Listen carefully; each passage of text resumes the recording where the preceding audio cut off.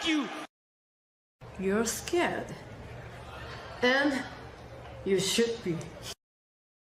This is not your company anymore.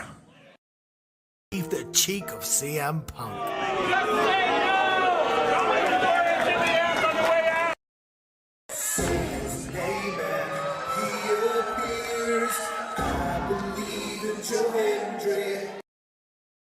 Out! Combo move! This is what they've been doing! Hey, McAfee! Everyone shut the up and sit down! We got a mom in the front row who taught her daughter how to suck dick! I'm Mina Shirakawa. I used to be a model. I want to put on a big show. And that's the bottom line, because Stone Cold said so. What is going on, everybody? Welcome once again to the Saturday Shenanigans, hosted by yours truly, the Renegade J.J. Williams. Hi, guys. Hi, guys.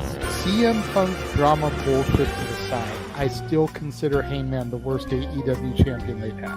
First of all, we're going to bring in Walter Cruz. I said that as a joke when, what's his name, did his promo Monday. He said, I'm from a prestige university. I said he majored in Steiner math.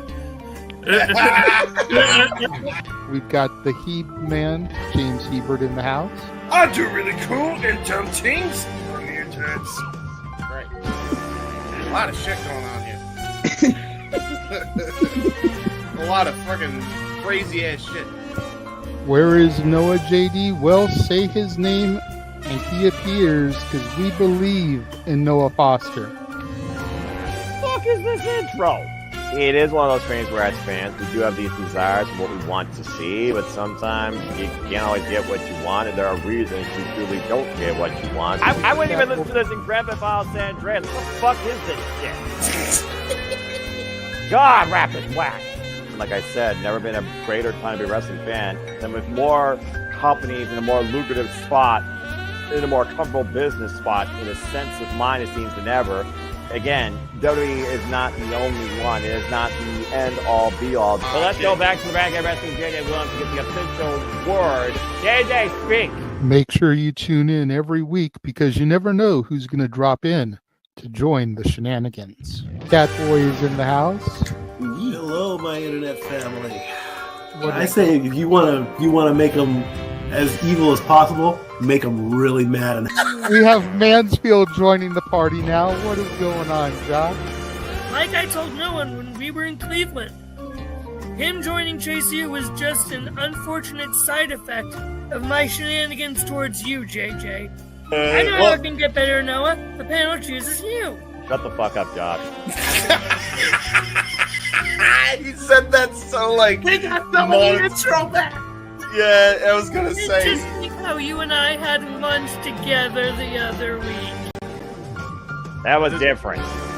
Ladies and gentlemen, the King is here. Say his name and he appears. We believe in King A-Train.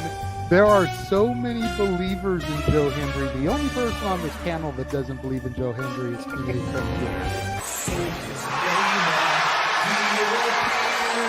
I believe in Joe Hendry.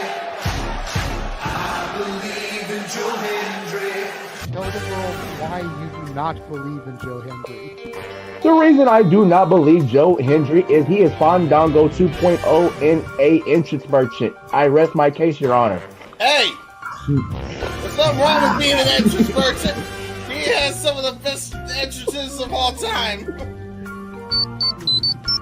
Teleporting into the command center, all the way from Angel Grove High, Datilla. Oh, yeah. I went to the command center on Thursday. I went to Vasquez Rocks, which is where they filmed a lot of episodes. Somebody actually climbed to the very top of those rocks. I made it halfway. I was like, I'm not going up there. Definitely Toni Storm versus Mariah May. That's the one match I probably am looking forward to the most. I really like the story. I'm familiar with all about Eve, so if it plays out that way, I kind of know how this is gonna go. Say goodnight, Datilla. Good night. James, you did say his name, so he shall appear, ladies and gentlemen. first time on the Shenanigans. Jeff Meacham is in the motherfucking house.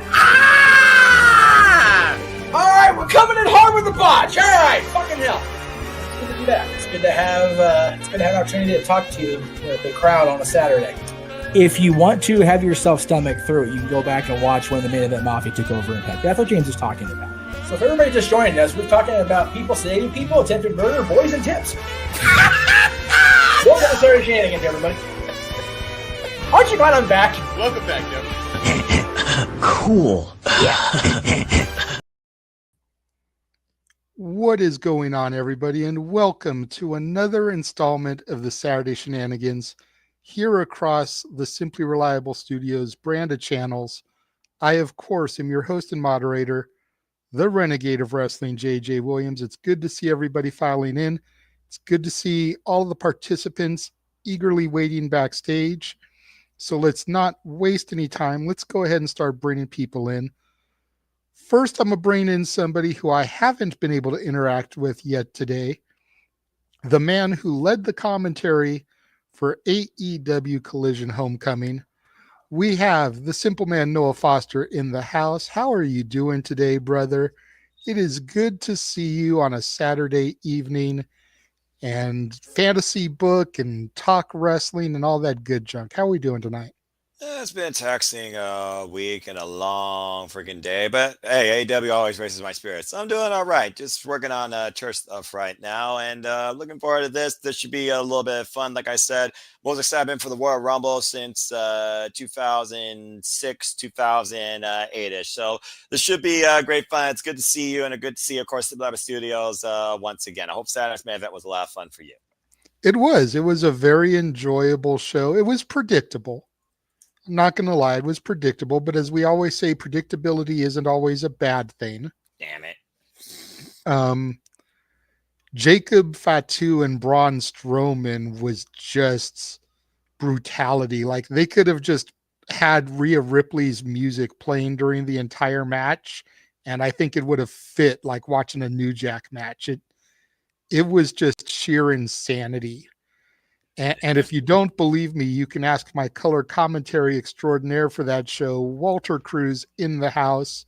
Good to see you again, Walter. Tell Noah, man, that Jacob Fatu Braun Strowman shit was not something to be messed with. Yeah, it was. Oops. Yeah, it was ridiculous, and they made him look extra strong. Like, wow, and like that's how, to the point where the crowd chanted Fatu. Yeah, he made Braun bleed from the mouth. Like, he's got internal bleeding. This is far from over. You let a Samoan werewolf off the leash, and he came at him rabid like a Wolverine. Interesting. I highly recommend go back and watch it back. At least that match. You may not care about the rest of the show. Well, you might enjoy the Gunther J. Uso match, because I know the mat is sacred for you with your Ring General, but those two matches I would definitely recommend you go back and you rewatch in their entirety, not just the clips. All right, duly noted. Knowing you and what you enjoy. Yes. Speaking of color commentator extraordinaires, let's go ahead and bring in the man who called it the action with Noah Foster, James Hebert in the house. How are we doing tonight, James? Yeah, well, I can hear everybody, and everybody can hear me. So that means Yes. my technology is good. So it's not very, very extraordinary as my technology today. Thank Christ. Good to know. Good to know. Yeah, it wasn't earlier. Is the joke?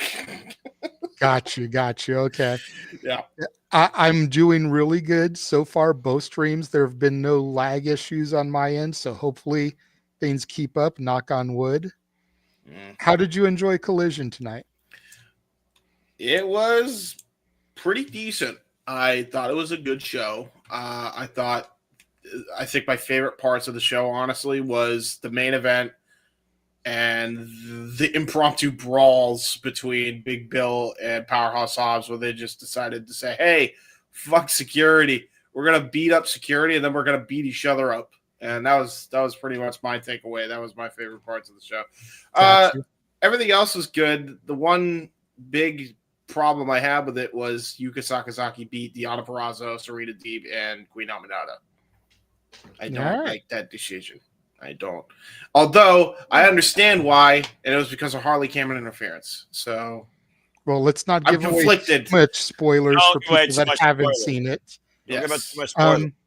I will say, knowing that, it doesn't surprise me because at the end of the day, we know whoever won that match wasn't going to defeat Mercedes on Wednesday.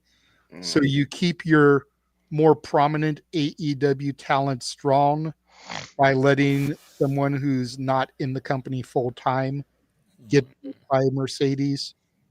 That kind of makes sense to me. So yeah. Oh, and the Tony Storm segment was cool. That's it. That's all I got. Very cool.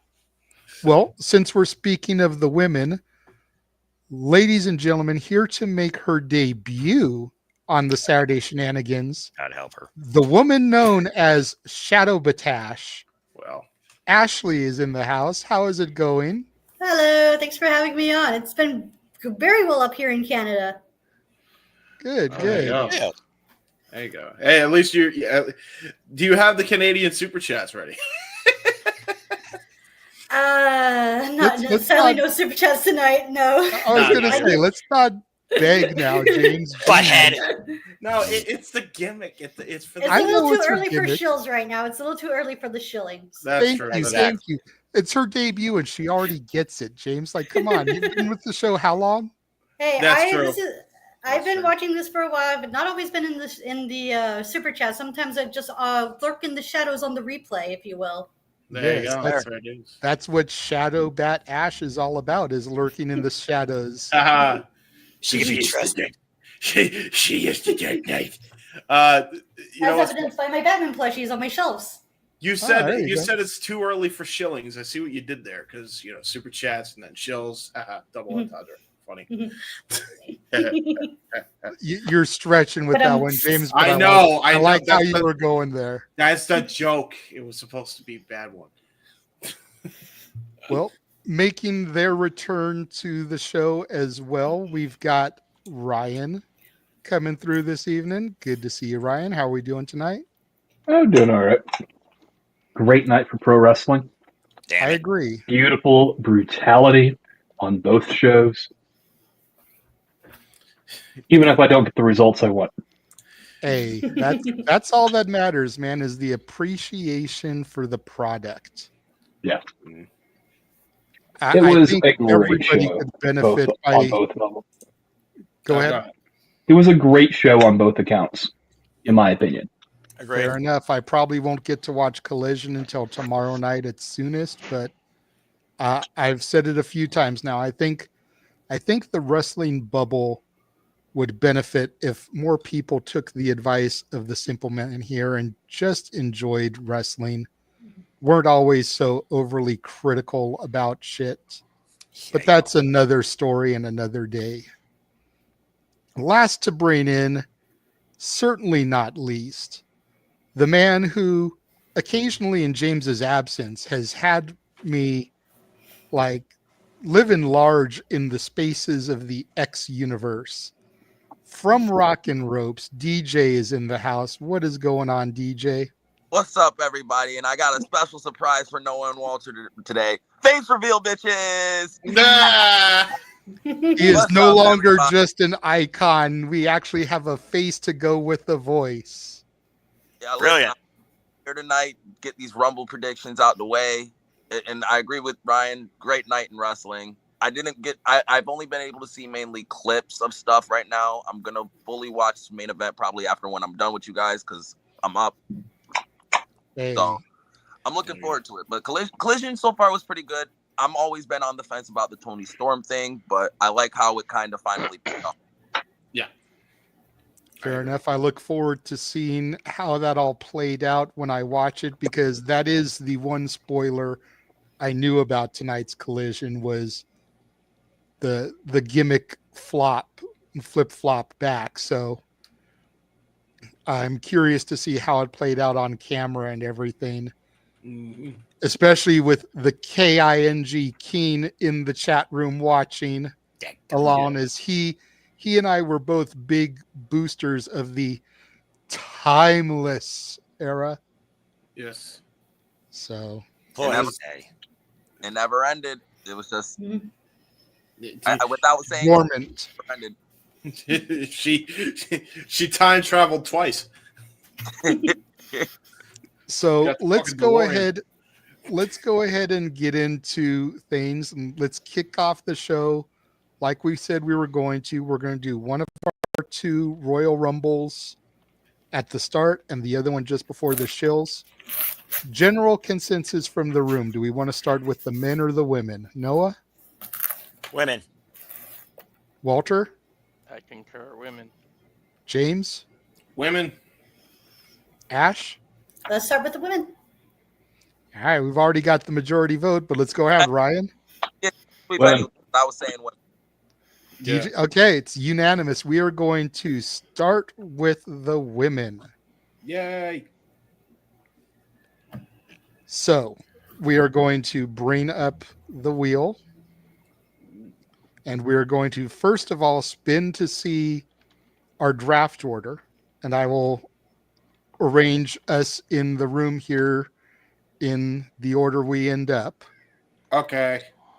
Let's do this. Let's hope I get first this time, other than how I got. You're right. Okay. Hey, this is screwed on karaoke. This is the one time when you want your name to pop up on the wheel, unlike karaoke, right, Noah?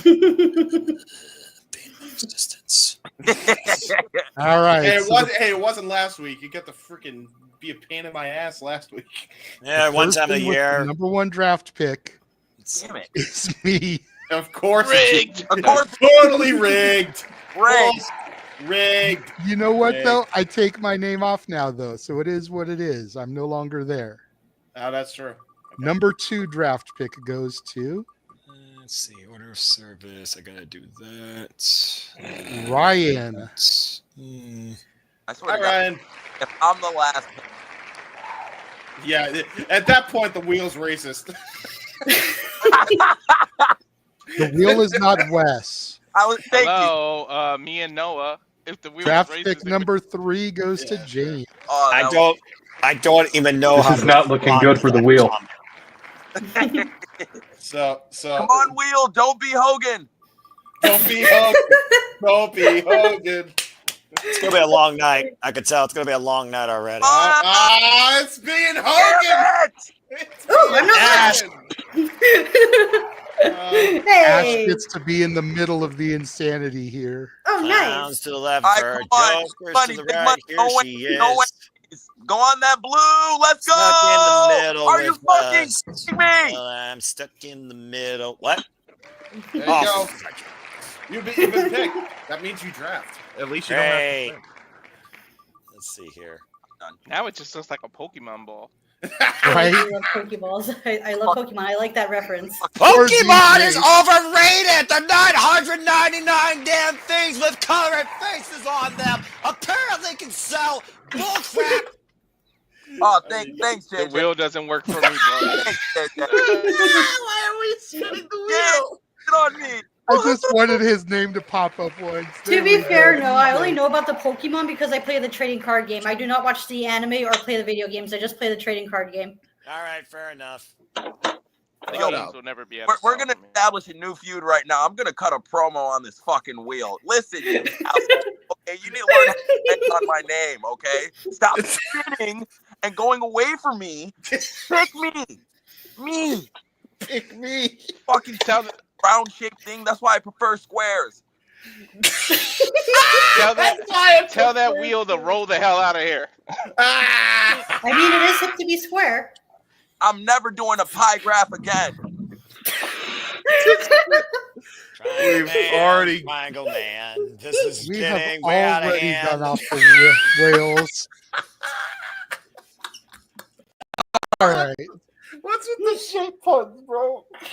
The square shape in a round hole. Tony Khan booking? What? Oh, Jesus, dude. All Guys, right. Yeah. That's my James, one. That's let's- my one. Let's not go down Much closer to Triple H. AEW Yeah, true. rabbit hole, okay? All right. We don't want Okay, to get DJ started. Okay. The entire Dixie wheel's about to be Carter shoved into the booking. LWO. Yeah, I was about to say Dixie Carter booking. Okay, there we go. All right, so we're going to go through until we have 30 women's names on the wheel. Again, you can only draft active Raw, SmackDown, or NXT talent. Charlotte Flair is eligible to be drafted since her vignette aired last night on SmackDown, and we know she will be a part of the Rumble. However, names like Becky Lynch, Alexa Bliss, Jade Cargill are not allowed to be drafted. No legends, no TNA talent. So no Trish Stratus, no AJ Lee, no Lita, no Jordan Grace, no Rosemary, no Dimeless Dana Brooke, none of that type of stuff. Just active Raw, SmackDown, and NXT talent. Since there are 7 of us, we'll go through 4 times fully. That's 28. And we will open it to the chat room. If the chat room wants to name 2 women with a super chat connected to it, your 2 women will be added to the Rumble as well to fill out the 30. If not, me and Ryan will just get another draft pick, since that would be the next 2 to start the loop again. Makes sense? Makes sense. All right, so start with me. Number 1 draft to the Rumble, number 1 entrant is Roxanne Perez. Ah, there you go. All righty. Ryan. Oh, well, we got to make it theme together, right? Bailey. You don't got to. Okay, Bailey. James. Okay, let's see. Gotta throw a monkey wrench in here. Let's see here. Go with Fallon Henley. Okay. Ash. Io Sky. Okay. Next is Noah. Lara Valkyria.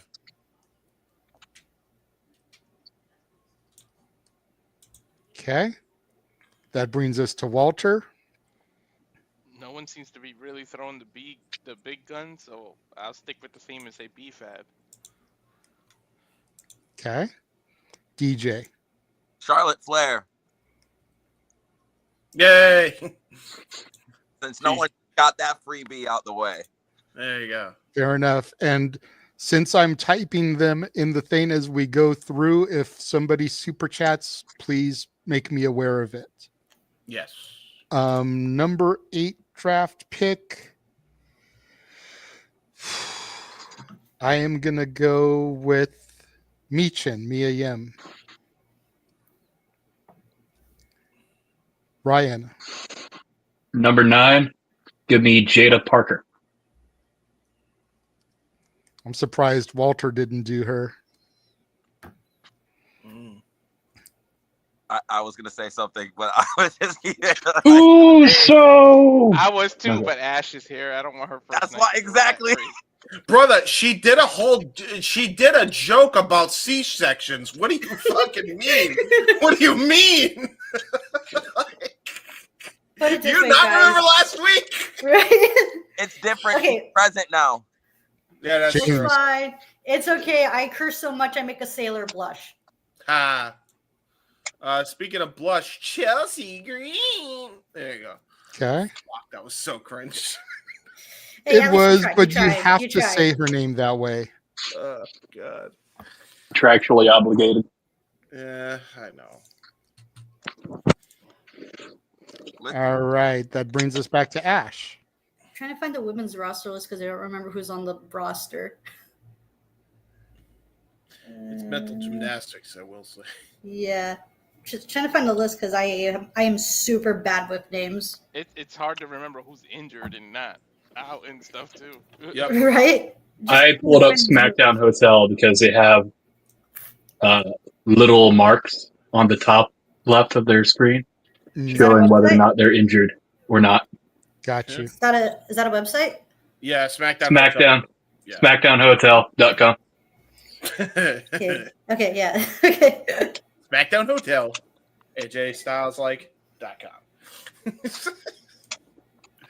The house he built. Oh yeah, true. I forgot he was a SmackDown guy for a while.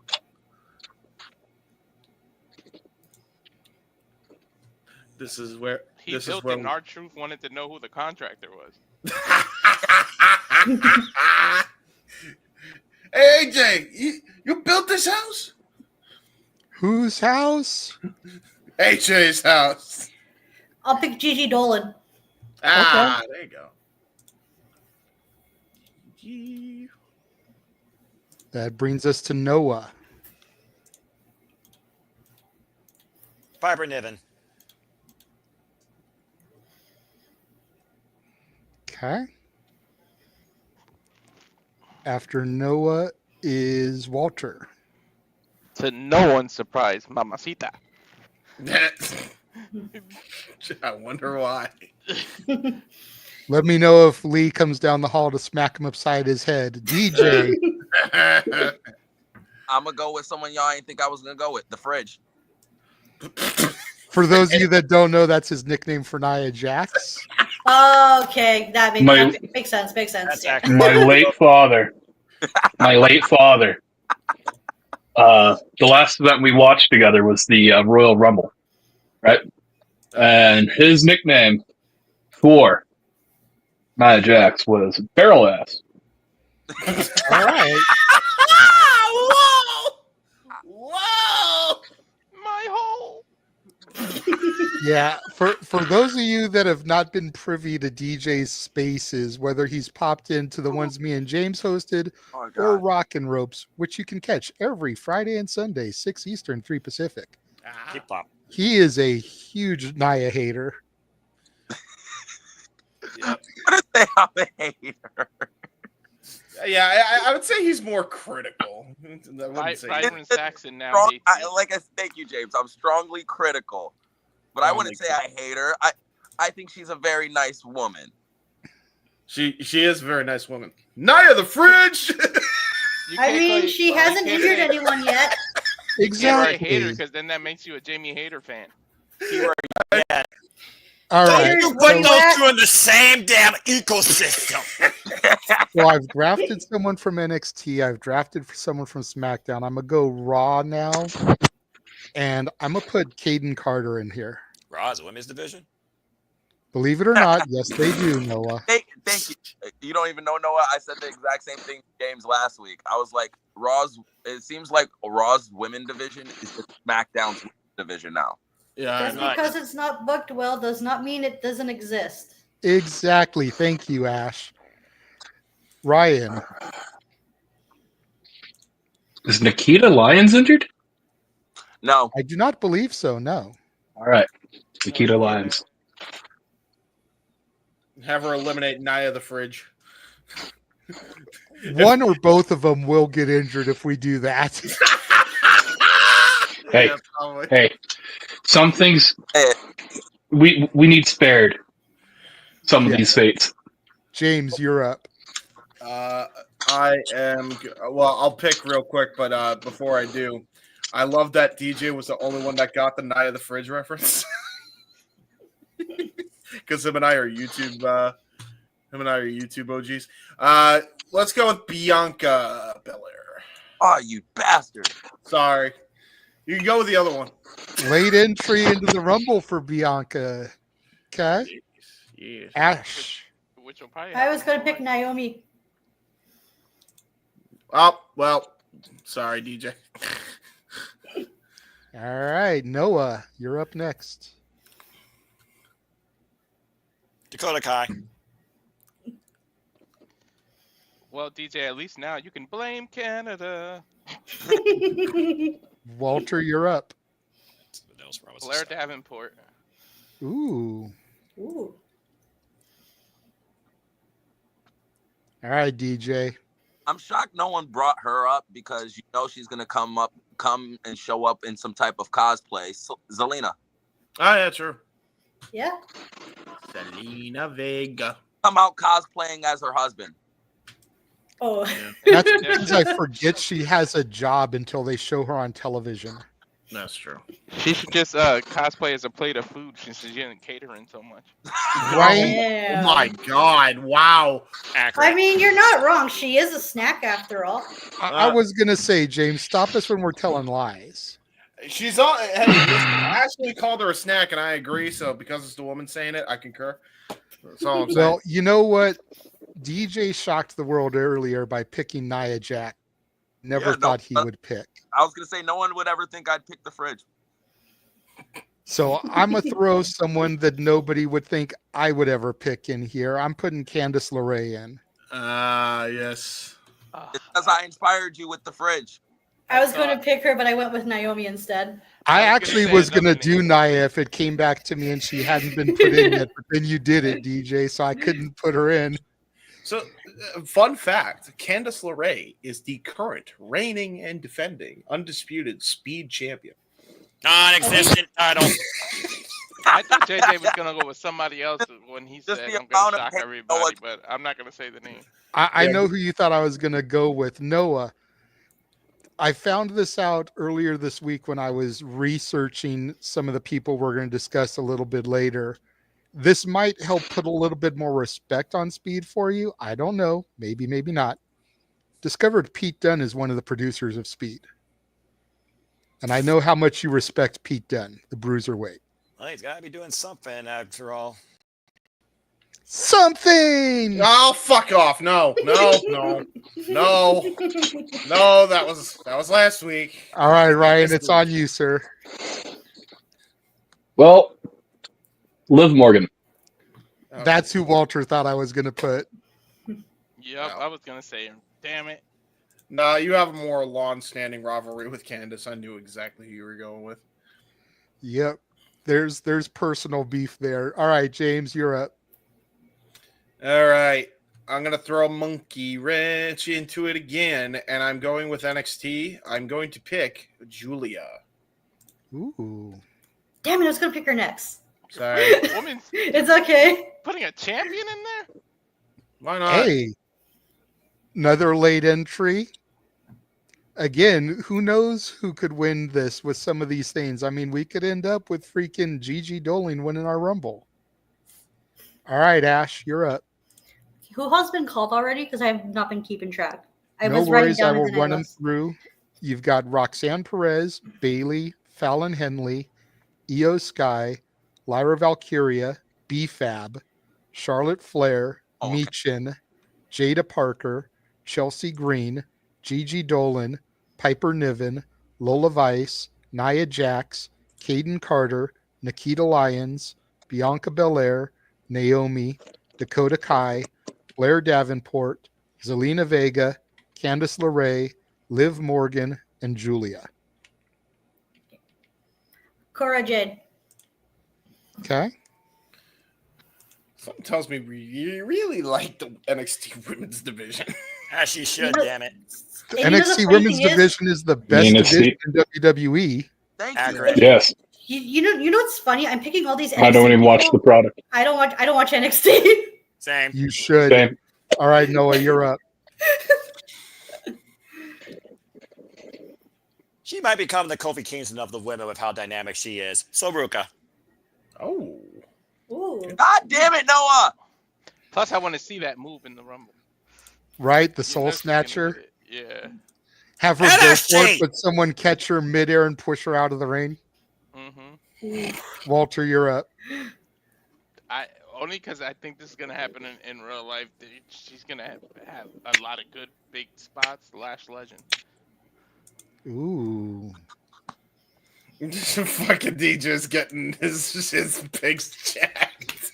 Hey, I've been getting mine picked. I've been getting mine taken, but it's all good. It's all Plan good. B, Plan C, Plan D, Plan E. Y'all just got backup plans. You guys Y'all just got to go through the whole alphabet. by this wheel, okay? Yeah, that's true. That's true. I've already said the wheel's rigged. Yeah, it's always been in the past. Wheel of Unfortune. You're up, DJ. I'm gonna just play the safe bet, Natty. There you go. Damn you, DJ. That was going to be my last pick. Everyone took everything I was gonna say. Everything. It's all good. It's all good, bro. I'm not going to be mad. All right. No one.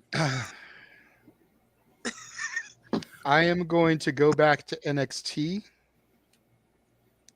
And I'm going to put Stephanie Vaquer. Ooh, my phone fell. Primera.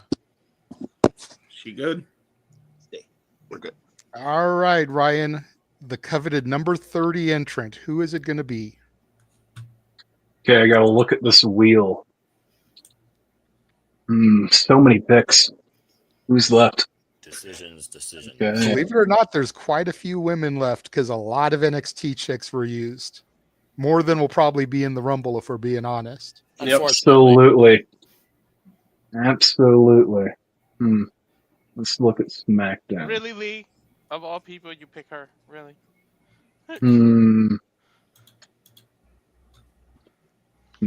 Okay, I gotta look at the wheel one last time.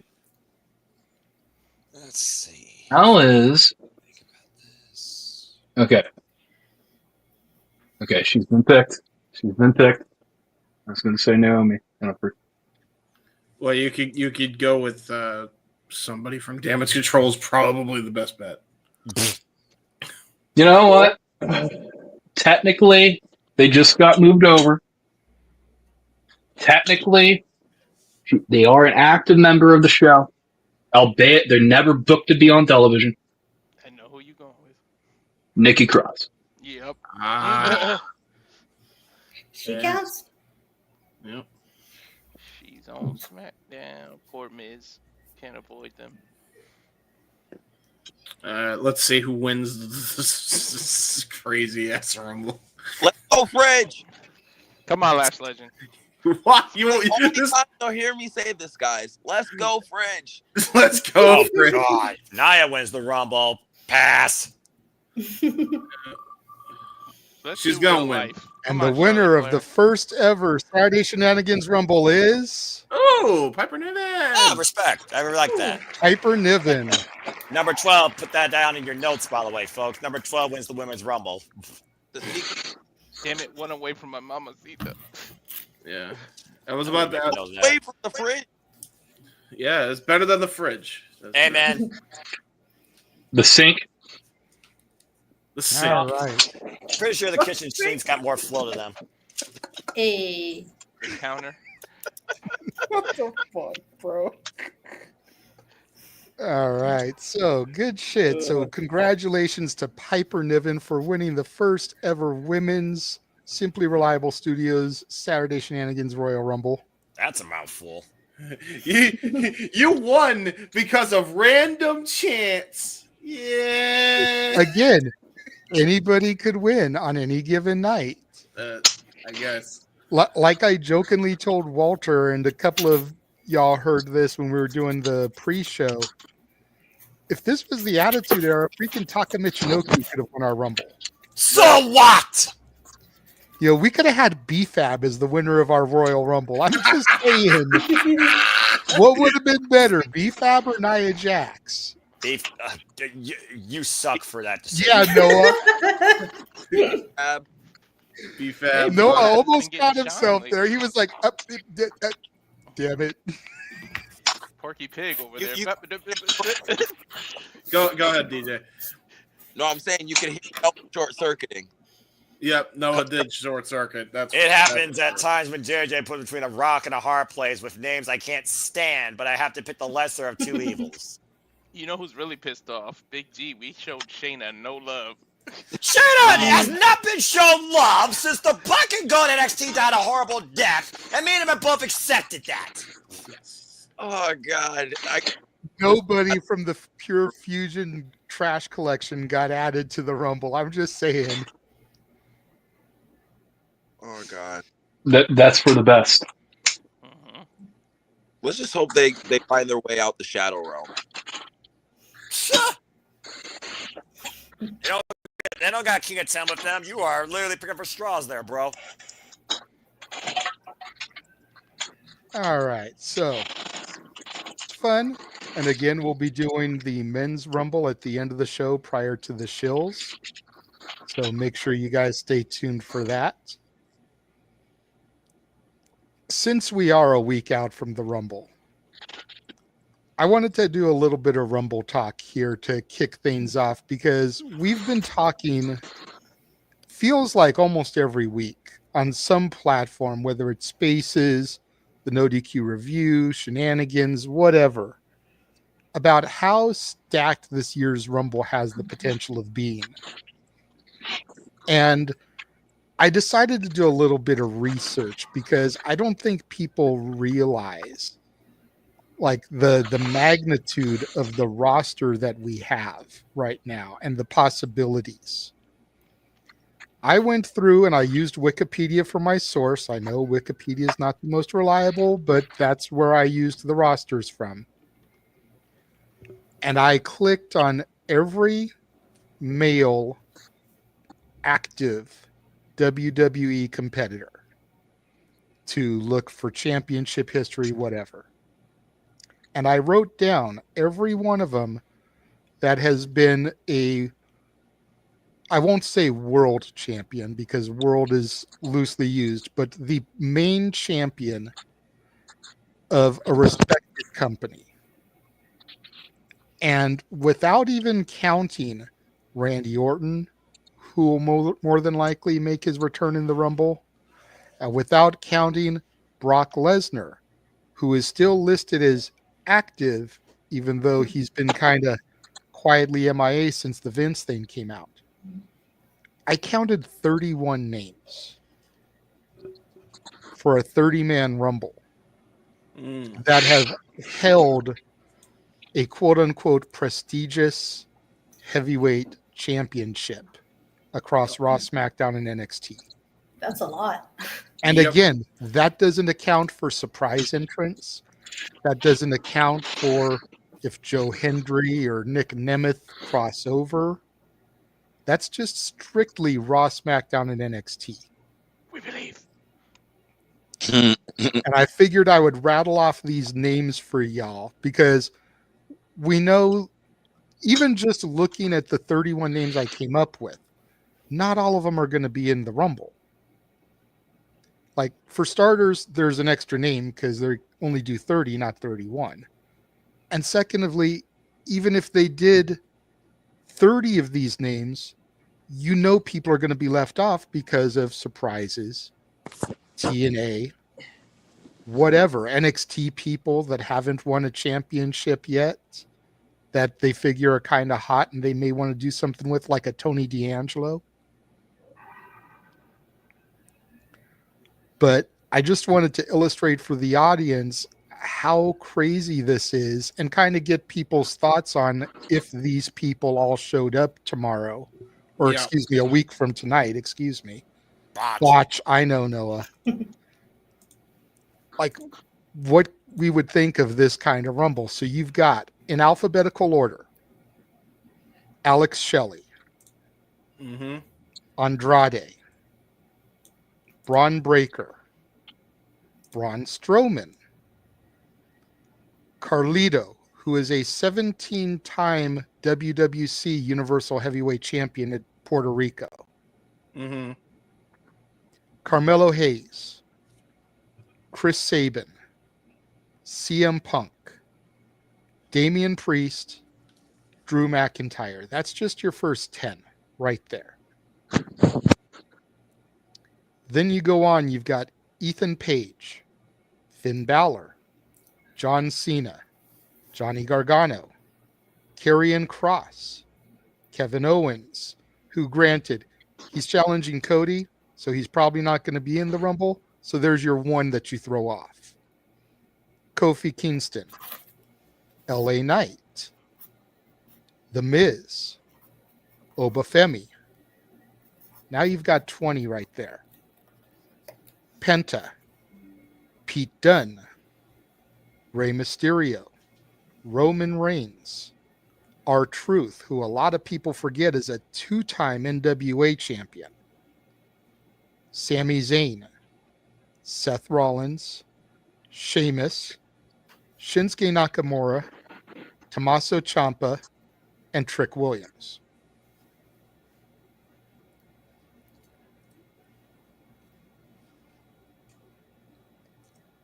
Like, Jesus Christ. That star power right there just seems crazy to me. And that's 4 NXT guys, then they're going to give spots to. Yep. Shelly and Sabian ain't going to be in it because they're having a 2 out of 3 falls defending the tag titles against DIY.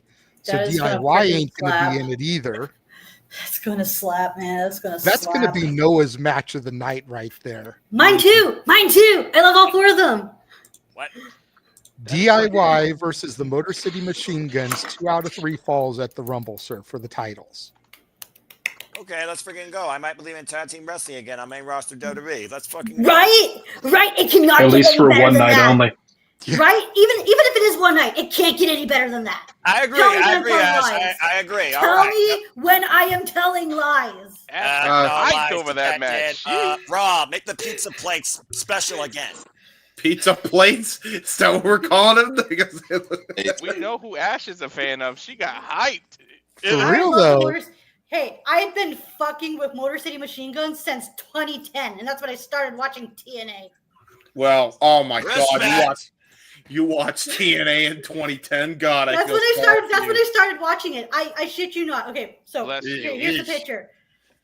This is July 1st, aka where I come from, Canada Day. That's when we celebrate our country. I'm at the Canada Day fair at our park. It is boiling fucking hot out. I just chugged like a shit ton of lemonade.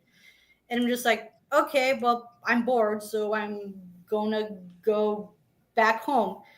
And I'm flipping through the channel. I was like, oh, hey, it's TNA. It's that company I've been hearing about because I used to watch a lot of YouTube reviewers, and I sat in. I'm like, yeah, I'm going to be watching this now. Oh, boy. And you stuck through it during the worst era in TNA history to the promise that is at now.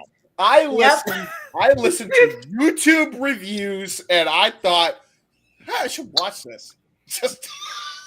So yeah. Just to paint a picture, Ash basically came into TNA the same type of way that I came into NXT, because I came in the 2.0 era, arguably the worst era of NXT. Yeah. And I'm still with it despite all that. Right. Whereas it drove people like Noah and James away, it hooked me in that horrible era. And I've seen it grow since then. Yep. Whereas they came in the black and gold and watched it fall. That's when I came in for NXT as well. 2017. That's when I started watching. Actually, no, I started watching in 2015. There you go. And then I kind of stopped. I lost interest in 2016. And the way I got hooked back into NXT was it was TakeOver Brooklyn 3, and I found out Adam Cole signed to NXT. So I'm like, oh, do not get me started with Adam Cole. You do not want to get me started with Adam Cole.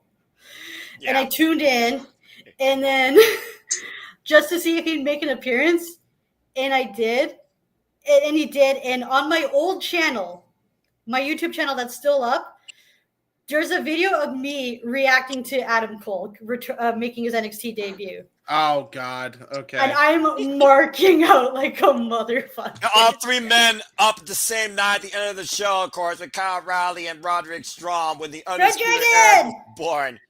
Before it was, don't get me started on that. No. Oh, Not Red Dragon. What a game! Fuck off, Noah. I love 2010 TNA wasn't that bad. Yes, it was. It wasn't that. It was not. Right. There was some good stuff to be had. It went completely off the rails when they lost the TV deal. Mm-hmm. Yep. That's fair. Yep. You can't tell me 2000. At least you could still watch TNA in 2010. Well, sure. I don't know. Maybe. Go ahead. Maybe you have a deathly allergic allergy to, Hulk Hogan. Go ahead, DJ. You're still here. No, so like in terms of this tag match, I'm kind of excited about it because in my eyes, they have a huge bar to set in terms of 2 out of 3 falls match and tag team matches. Like that stipulation right there, FTR and Gin and Juice put on one of the best matches of all time. Yes. All time. Like that 2 out of 3 falls match was one of the greatest tag team matches I've ever seen. So like And people are still nostalgic of the old DIY, but that's not the same DIY we have today. No. So I'm hoping that Motor City Machine Guns can bring out that old DIY that we miss, that they've been trying to recapture the past few months. But like I said, I have a giant standard for it to follow going into, you know what I mean? So yep. I'm looking forward to it, but I'm not trying to sit here and openly shit on the match. That's why I'm stating I have a high standard for it, off. Yeah. Well, again, here's the thing. Hi, Jeff. There's a certain standard of expectation we set as fans based on what we watch. As somebody that watches international wrestling verbatim, I've seen TNA and ROH, Stardom, New Japan. I've seen, of course, great free fall matches. You brought up an incredible one from AEW Collision. I think about FTR versus the Briscoes as well during Ring of Honor. I also think about great 2 out of 3 fall matches back in a heyday when WWE was at the peak of those at a time where you saw somebody come back literally from a 0 to deficit. It's one of those things, though, with the caliber of these two teams that we're dealing with, even under a WWE banner, this could be one of the best tag team matches we see all year if these teams are able to get their shit in and do what they're able to do best. Especially for WWE, because WWE has shown throughout their history that they really don't give a shit about tag team wrestling. Right? So for them to give, and Triple H has kind of been different in his regime, trying, at least attempting to give tag teams more notoriety and notability, Fraxium, and bringing in Motor City Machine Guns, and bringing in God and having them be the tag team champions for a while. And so there's he's trying to highlight some tag teams, and I want him to treat tag teams like how they used to be. Tag teams used to be treated as main eventers too. Mm-hmm.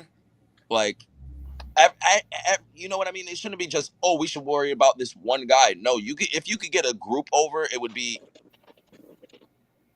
It's like you can only get one guy over, or I got to get 5 guys over. You can't do in between. Exactly. That's the risk you take with tag team wrestling if not booked correctly. I mean, hell, DIY used to main event over tag team titles. They fought against AOP in a ladder match that defined one of the best matches in their tag team career. So sweet. And then they desecrated one of the best rivalries of that entire NXT era. But that being said, from my NXT, damn it! Back to this gentleman's NXT. I will say verbatim, your team Fraxium has probably been the most effective tag team as of late across professional wrestling. Congratulations. Which is crazy.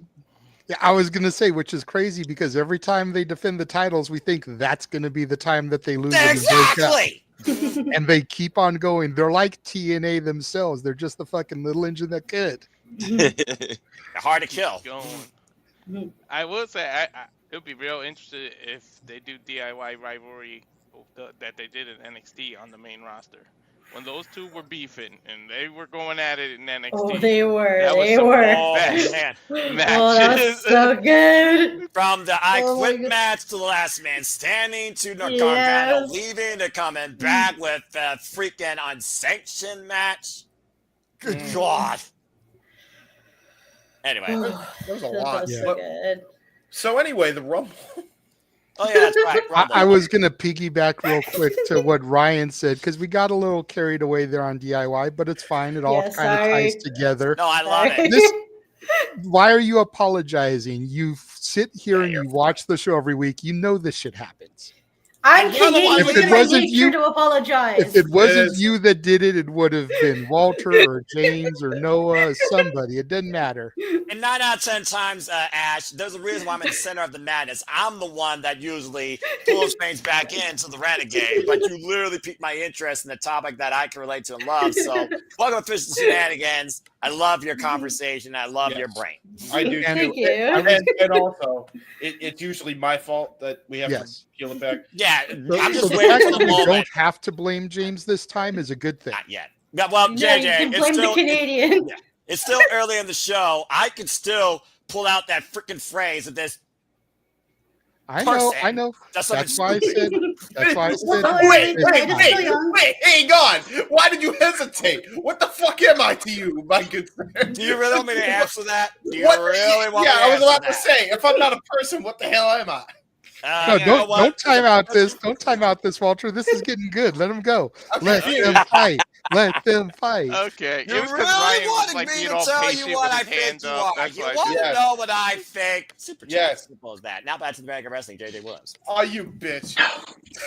I was just going to say real quick before I throw it to Ryan, who was so patiently raising his hand through all this chaos. I was going to piggyback off of something he said, so it's perfect, and then I'll throw it back to him. He can rebuttal if he wants and then make his other point. The only reason TNA in 2010 was deemed bad is if you followed TNA prior to that. Ding. It like I said, it's very much a comparison of 2.0 NXT, 2010 TNA, black and gold and before, and silver and black, and we are where we are now with TNA. It's very much a when you came in type of thing, because I go back to watching TNA since 2003 when they did the 1-year anniversary pay-per-view for a penny. And they were still doing weekly pay-per-views. They hadn't even got a TV deal yet. So I go back way before Ash does, seeing guys like Chris Sabin and the now king of TNA, Frankie Kazarian, Not a and king. Petey Williams and AJ Styles and Low Key and all these guys like cutting their teeth in the X division. And now, they've all gone on to bigger and better things. Like 99% of the reason why I went to PWG that first time for All-Star Weekend 1, Night 1, was because a good chunk of TNA guys were going to be there and was going to be the only way I could see TNA, because at that point they weren't traveling outside of Florida and Tennessee. So them coming to the West Coast was a pipe dream, as now we're going to have Rebellion at the campus of USC this year, So being able to see those guys I just named, Styles, Sabin, Petey, Daniels, Samoa Joe, this far away from me, having Joe land at my feet when he jumps outside the ring, this was things that made me want to go, to see. And at this point in time, it was a 2-year-old company. Yep. So Indeed. Go ahead, Ryan. You were so patient. Okay. So TNA was bad before 2010. TNA was bad after 2010. They have had a series of up periods and down periods the entire time. They were never hot straight for a long time. They always had high profile wrestling, but there was a lot of stops at the front of that, right? Now, they set up a Hulk Hogan Jeff Jarrett match, right? We never got that, right? This was when Hulk Hogan probably still had one solid match left in him, but he used it to negotiate a contract with the WWE. We got Shawn Michaels instead. But wrestling has ups and downs. Every company goes through them. 2010 was not the worst period for TNA wrestling.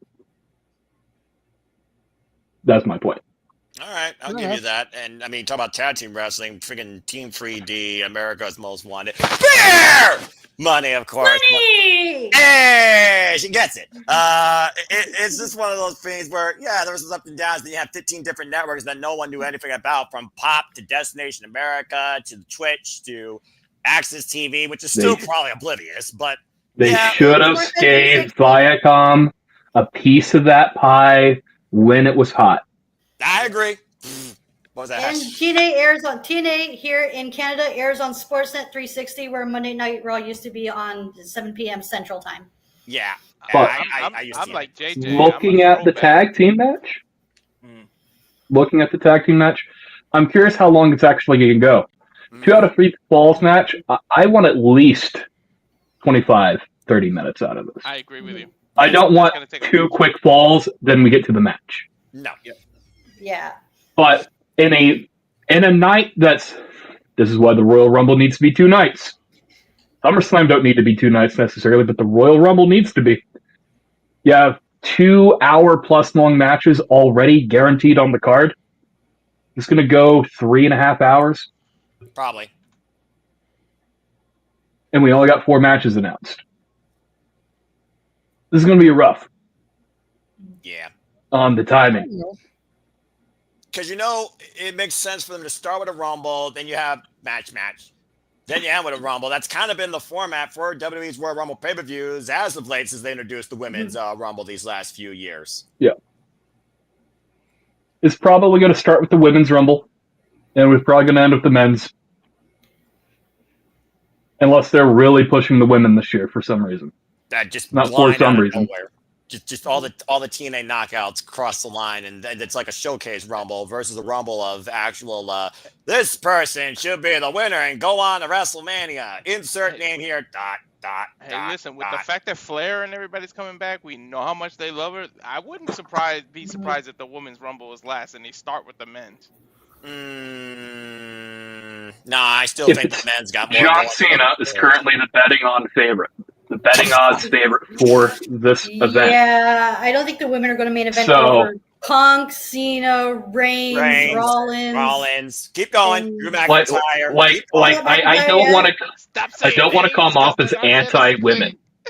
I don't want to come off as anti-women. You're not. But they don't outdraw the men this year. No, they do not. They do not. Especially with the names involved in the men's Rumble. That's totally valid. Yeah, you got to look at the end of the day. WWE is marketing, branding, business. It's a business. Gotta look at the biggest money makers. Gotta look at what the eyes are going to be on the most. And this Royal Rumble this year, everyone's going to be focused on that men's. If nothing else, 2 of the biggest stars in the company's history are in it: Roman Reigns and John Cena. And that's not even accounting for the potential return of Randy Orton. Yep. And the huge question mark. Edward Nigma style, will The Rock enter? I didn't even think about that, but yeah. If The Rock enters to kickstart that feud leading to him and Roman or him and Cody at the WrestleMania, it's definitely a main event match right there, just on his name alone. Forget the others that we already mentioned. Yep.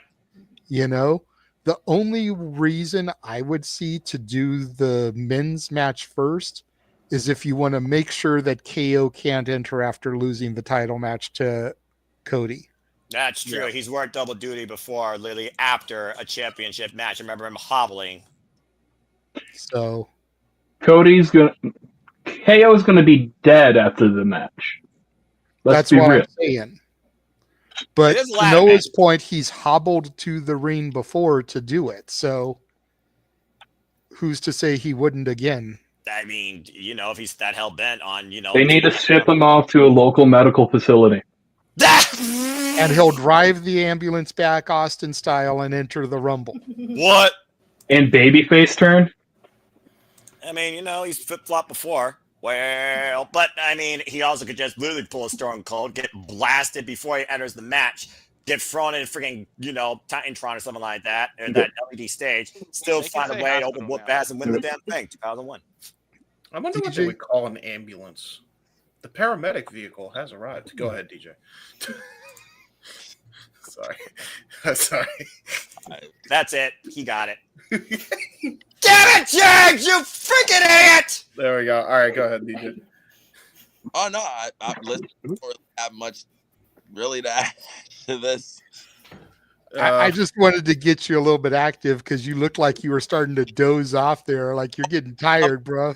Off, but I'm really just somewhat listening because I'm I really don't have much to contribute. I'm kind of just looking forward to it. Yeah, I am too, man. For once, I just yeah. I don't need a fantasy book shit. I can just enjoy it. I'm just I was gonna say I'm kind of just looking forward to it. I agree from the standpoint of the the women should this year. They ain't main eventing that thing. I'm sorry, not until you get that NXT crop up there and everybody's interested in that roster the same way we're interested in the NXT women's roster now. But with the star power the men have, there's no, especially with this Rumble, there's no fucking way that going on last. They want whoever wins that men's Rumble to end the night pointing at that fucking sign. The first time we'll see that sign, by the way, too. Exactly. And if it's like I said, the sign's right over here. I don't know what you guys are talking about. You saw the sign? In my right there.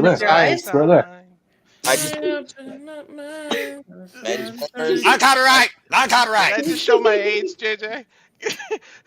Little bit. Jesus. We're all old. I want to see that. Yeah. I gotta see. Oh my god. Where's Josh when you need him to be like, I don't get it.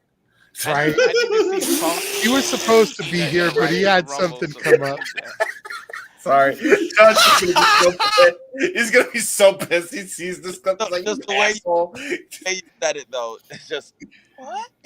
Wait, Josh hold is on. Josh is our Cowboys DJ. He's our young boy. Go. Is IShow Speed in the Rumble? Speed. No, he's recording it. Yeah, apparently he's just invited to be there. But just brought that up, without the prime bottle on. Time out, since you brought that up, JJ, Ryan, Walter, we're kicking your fucking ass tomorrow. Team Rock and Ropes. Even though I'm the host and I'm not supposed to be biased, I'm repping my team right now. I don't know where this went, but bottom line, Ash, you and I might be on the verge of the tag team match of the year if WWE treats tag team wrestling correctly. But again, right? Royal Rumble, they need to really find a sweet spot for it. So it's not only the focus, what afterwards is just a cool down. And that being said, still a lot more to go around the countdown to the Royal Rumble. Let's give the show back to JJ after that incredible conversation, okay? I didn't have a whole lot to talk about tonight because we were going to have our Rumbles kind of be the focus points, you know. I wanted to get a little bit of Rumble conversation. I wanted to make that point about the people that could participate in the Rumble match. You know, I didn't really want to get into any downer news, you know, and bring the room down, but the big news going around the interwebs this week was regarding Britt Baker's standing in AEW. Ooh. Oh boy. And I mean, we've talked about women pretty heavily here tonight. We even did our own women's Rumble. So I thought we could kind of segue into that. And then the most recent person, apparently, who's made their feelings known about their lack of usage is somebody that I know the Simple Man adores greatly. Long may she fucking reign. Virtuosa Deonna Purrazzo has now apparently come out and spoken about her lack of television. No. Oh, right when he's about to say right when he says lack of television time, immediate cutoff. Womp womp womp womp. Tony Khan got somebody. See what $1 billion buys you? He keeps hacking us. Yeah, there you go. Go ahead, Jay. Right? But apparently Deonna Purrazzo has now made her feelings felt about her lack of usage. And honestly, with her, I can't say I blame her. She's been with the company now for a year, and you wouldn't really know it. Right, because she's stuck in ROH purgatory.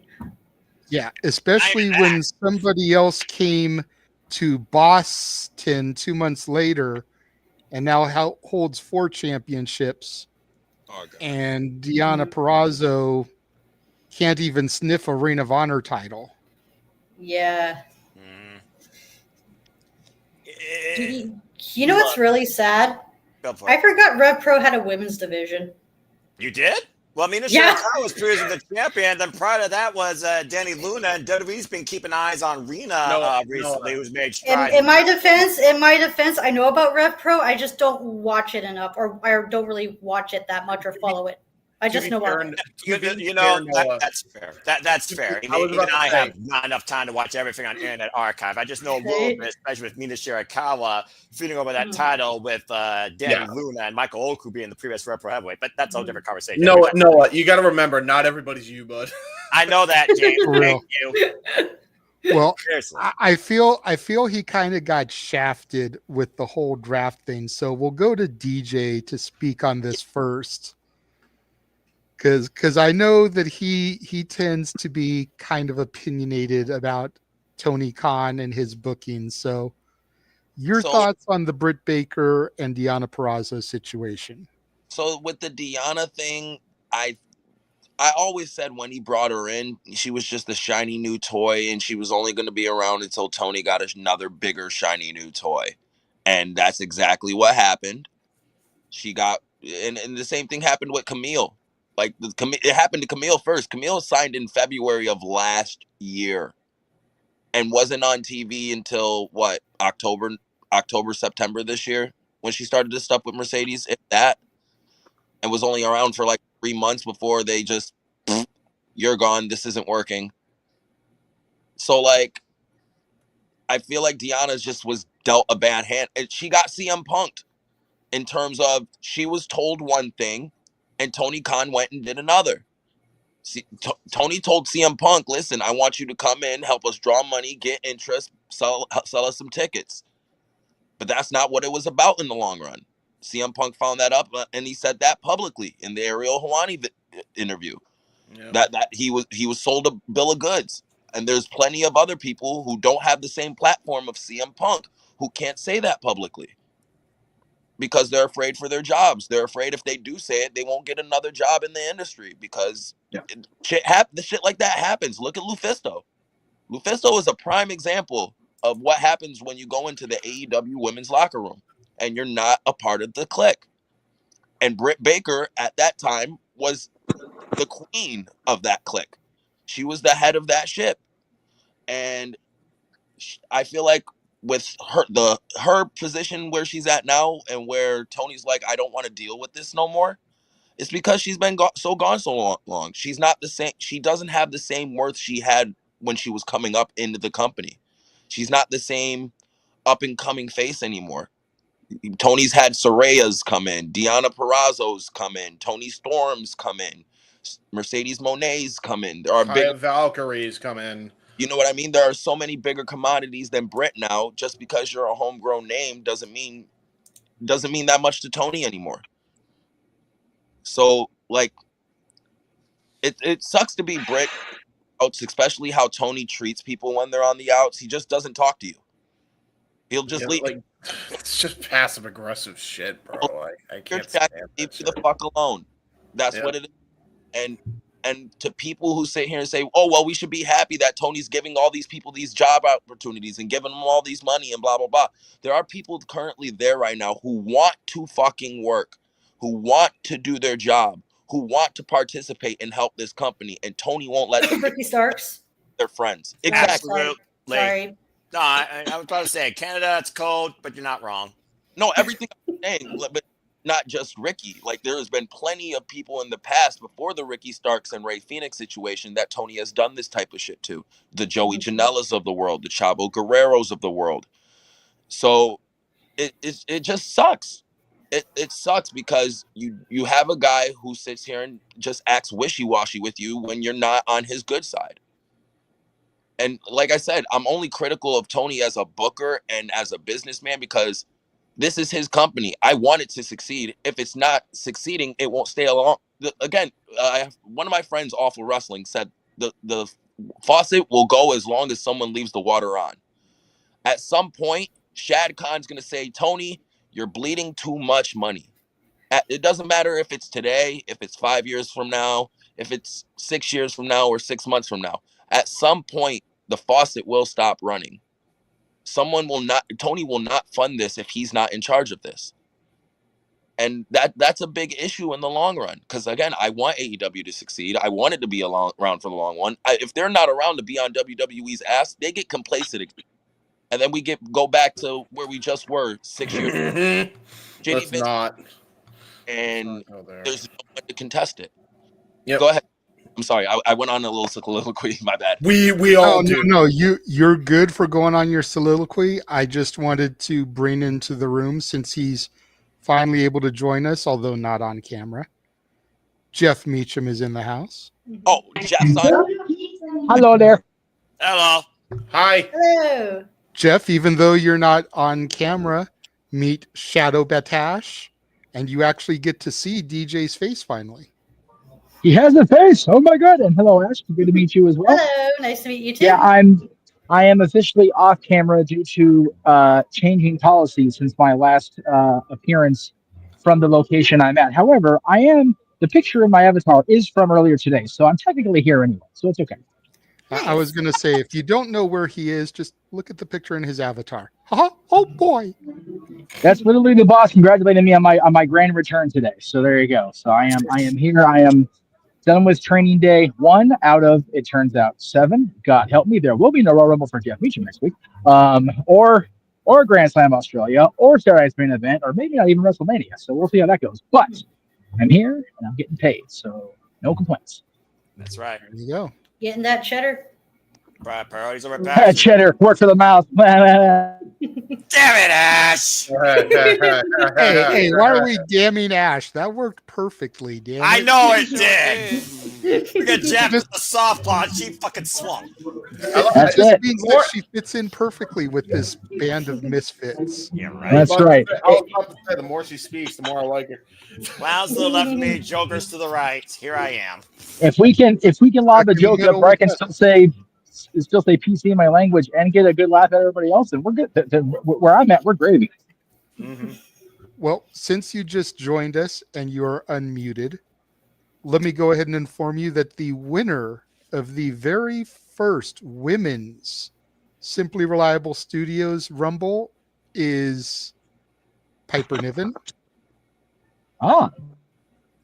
And we are currently talking about the Britt Baker, Deonna Purrazzo situations with AEW, and how Britt has basically been forcefully taken off of television due to her shenanigans, and how Purrazzo has made it clear here recently that she is more than displeased about her lack of usage on television.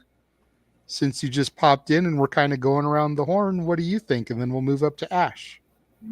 It just drives me stark, raving mad that more talent in AEW get underutilized to the point where they want to leave.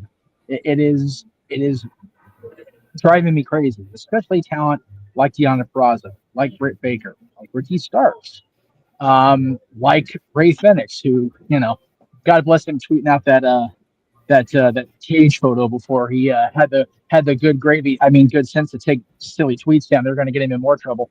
Did we talk about that earlier? Anyway, God damn it, Corey. Anyway, gosh darn it, G. Williker. Oh, Corey, sorry, wrong language around here.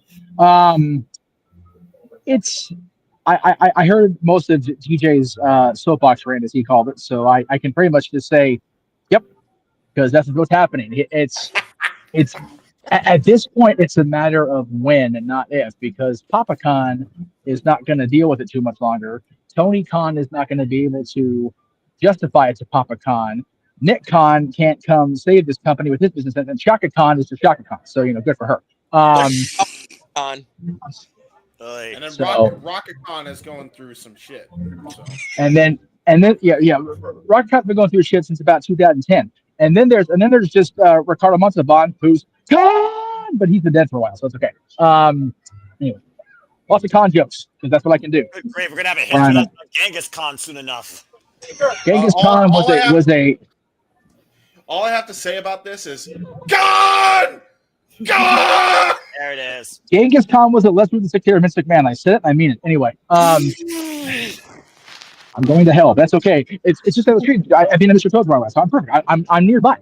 By the way, found out today, ironically enough, we were going over this during our chats this morning.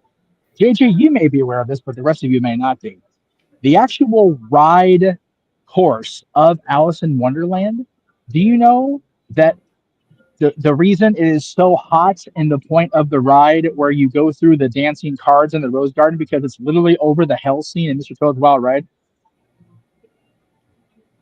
Damn.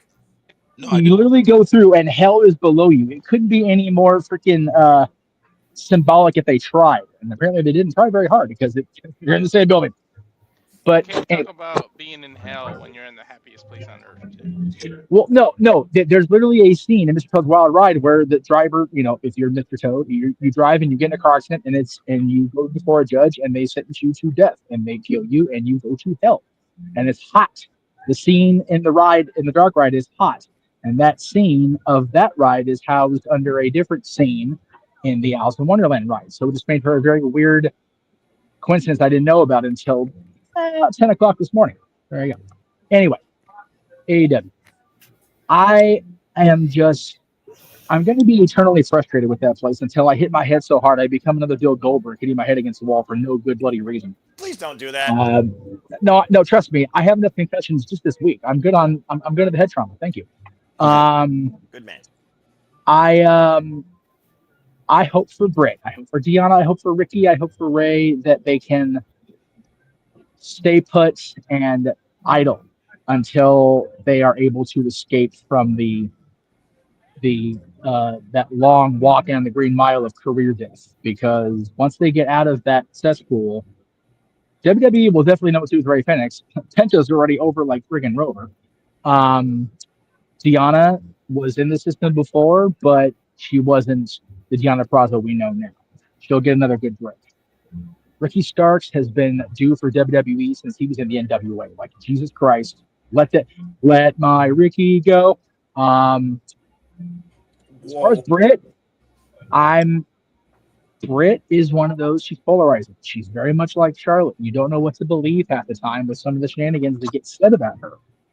So if she's staying on the straight and narrow path and she's behaving herself, then when she's able to get free and clear of the con choke, Pop H can give her a call. Jeff, can I ask you a quick question, if you don't mind? Always. Do you think that WWE is hearing any of like these issues that Tony's having with Britt in terms of her attitude towards the rest of the locker room and other girls? I can almost guarantee that they are. There's a reason that the WWE is running so much better now that it's under the helm of quote unquote former locker room disruptors. Did we ever think sitting in this room, and I think every one of us has been a fan since then, if not soon after, that DX would literally be running WWE? Oh, no. Nope. That's not without reason. Granted, 1997, Shawn was Dark Shawn. And Hunter was just pick up the pieces behind him like freaking Pooper Scooper H. But now they're both clear-headed, and they've both been through the dark. They've been in the trenches. They've seen what disruption can do. At the same time, my personal opinion, Britt Baker is talented enough and shrewd enough and has enough of a look where, I'm not saying she's Shawn Michaels. Let me be clear on that. However, she's talented enough where if they can rein in the bull, she's an asset, not a liability. Yep. Yeah. And then kind of piggyback off that, if you think they take Britt, do you think they would eventually take Tessa then, since, kind of the same principle?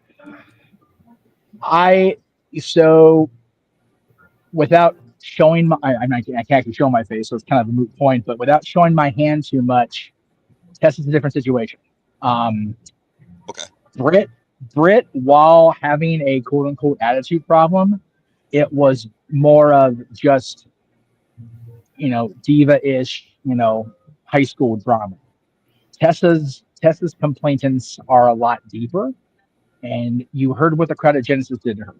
So I don't know if WWE, how willing they are to help. Now, keep in mind, they want to put up with Hogan.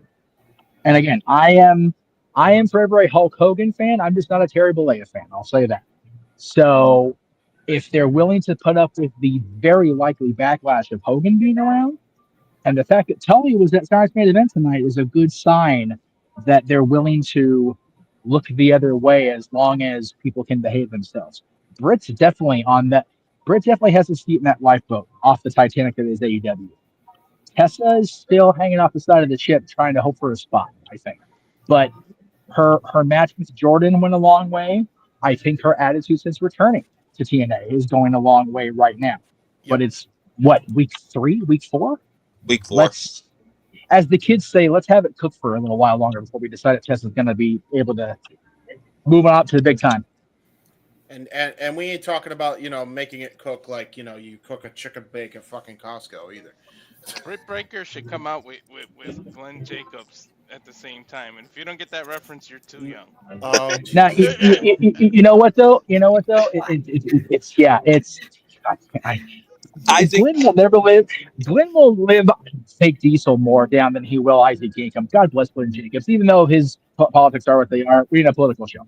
But man, yeah, I want so bad. And again, I'm biased. Britt's a friend.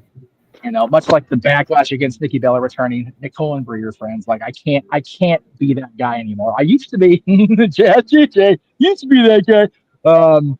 But gotta play it straight now and admit that I can't be unbiased.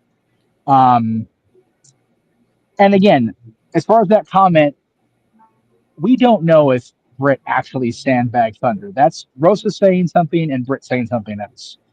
A lot of what's going on with Britt is hearsay. And if you listen to the interview that they cut with Max, give me a second. I have a PA announcer that I can't even go over. Dot. I just want to say there's there's a fake Diesel figure at Walmart right now that you can go buy. Yes, there is. What? That was the most random advertisement I've ever heard. No, because we were talking about Glenn's personality as Isaac Yankum, and I said that people live down fake Diesel far more than he will Isaac Yankum. So that was actually a perfect segue. Noah's tuning out the non-essentials, as you do, and I love you for that. That's good. You're good, bro. Sorry, they had to make it happen in English and Spanish because we are inclusive here at the Magic Kingdom. Anyway, I forgot where I was, so somebody help me get back to where I was before the PA. Britt Baker, Thunder Rosa, two different. Oh yeah. Okay, yeah. Thank you. A lot of Brit stuff is hearsay, and if you listen to the interview that Max cut, that's why I got to that. He go, think about what you're saying. I do this, and nothing happened to me. Was it really that big of a deal if nobody actually got suspended? Let's just think about that, Mr. Journalist. He was cooking some poor schmuck in an interview, so good on him for it, as Max do. Tessa is different. Tessa has had multiple accusations of the same basic thing thrown against her. I am not saying that anybody is not capable of change or bettering themselves or showing that they can work in a team environment and be maybe not remorseful, but apologetic and be able to rein in their tendencies in order to salvage their career. And God forbid we do business. Right, Punk? Right, Hangman Page? Right, Matt and Nick? Anyway, but is WWE willing to let Tessa do business? Are they willing to just agree with me that the stuff with Britt is hearsay? There's a lot of factors. From what we hear, Triple H is running a very harmonious locker room. Same with Shawn Michaels NXT. I've seen the NXT locker room firsthand. Those people love each other, and it would take quite a bit for a 1997 atmosphere to show up at NXT. I haven't been in the main roster locker room in WWE ever, so I can't speak to that. But I think the people we've been talking about the last few minutes are talented enough where they should at least have the opportunity.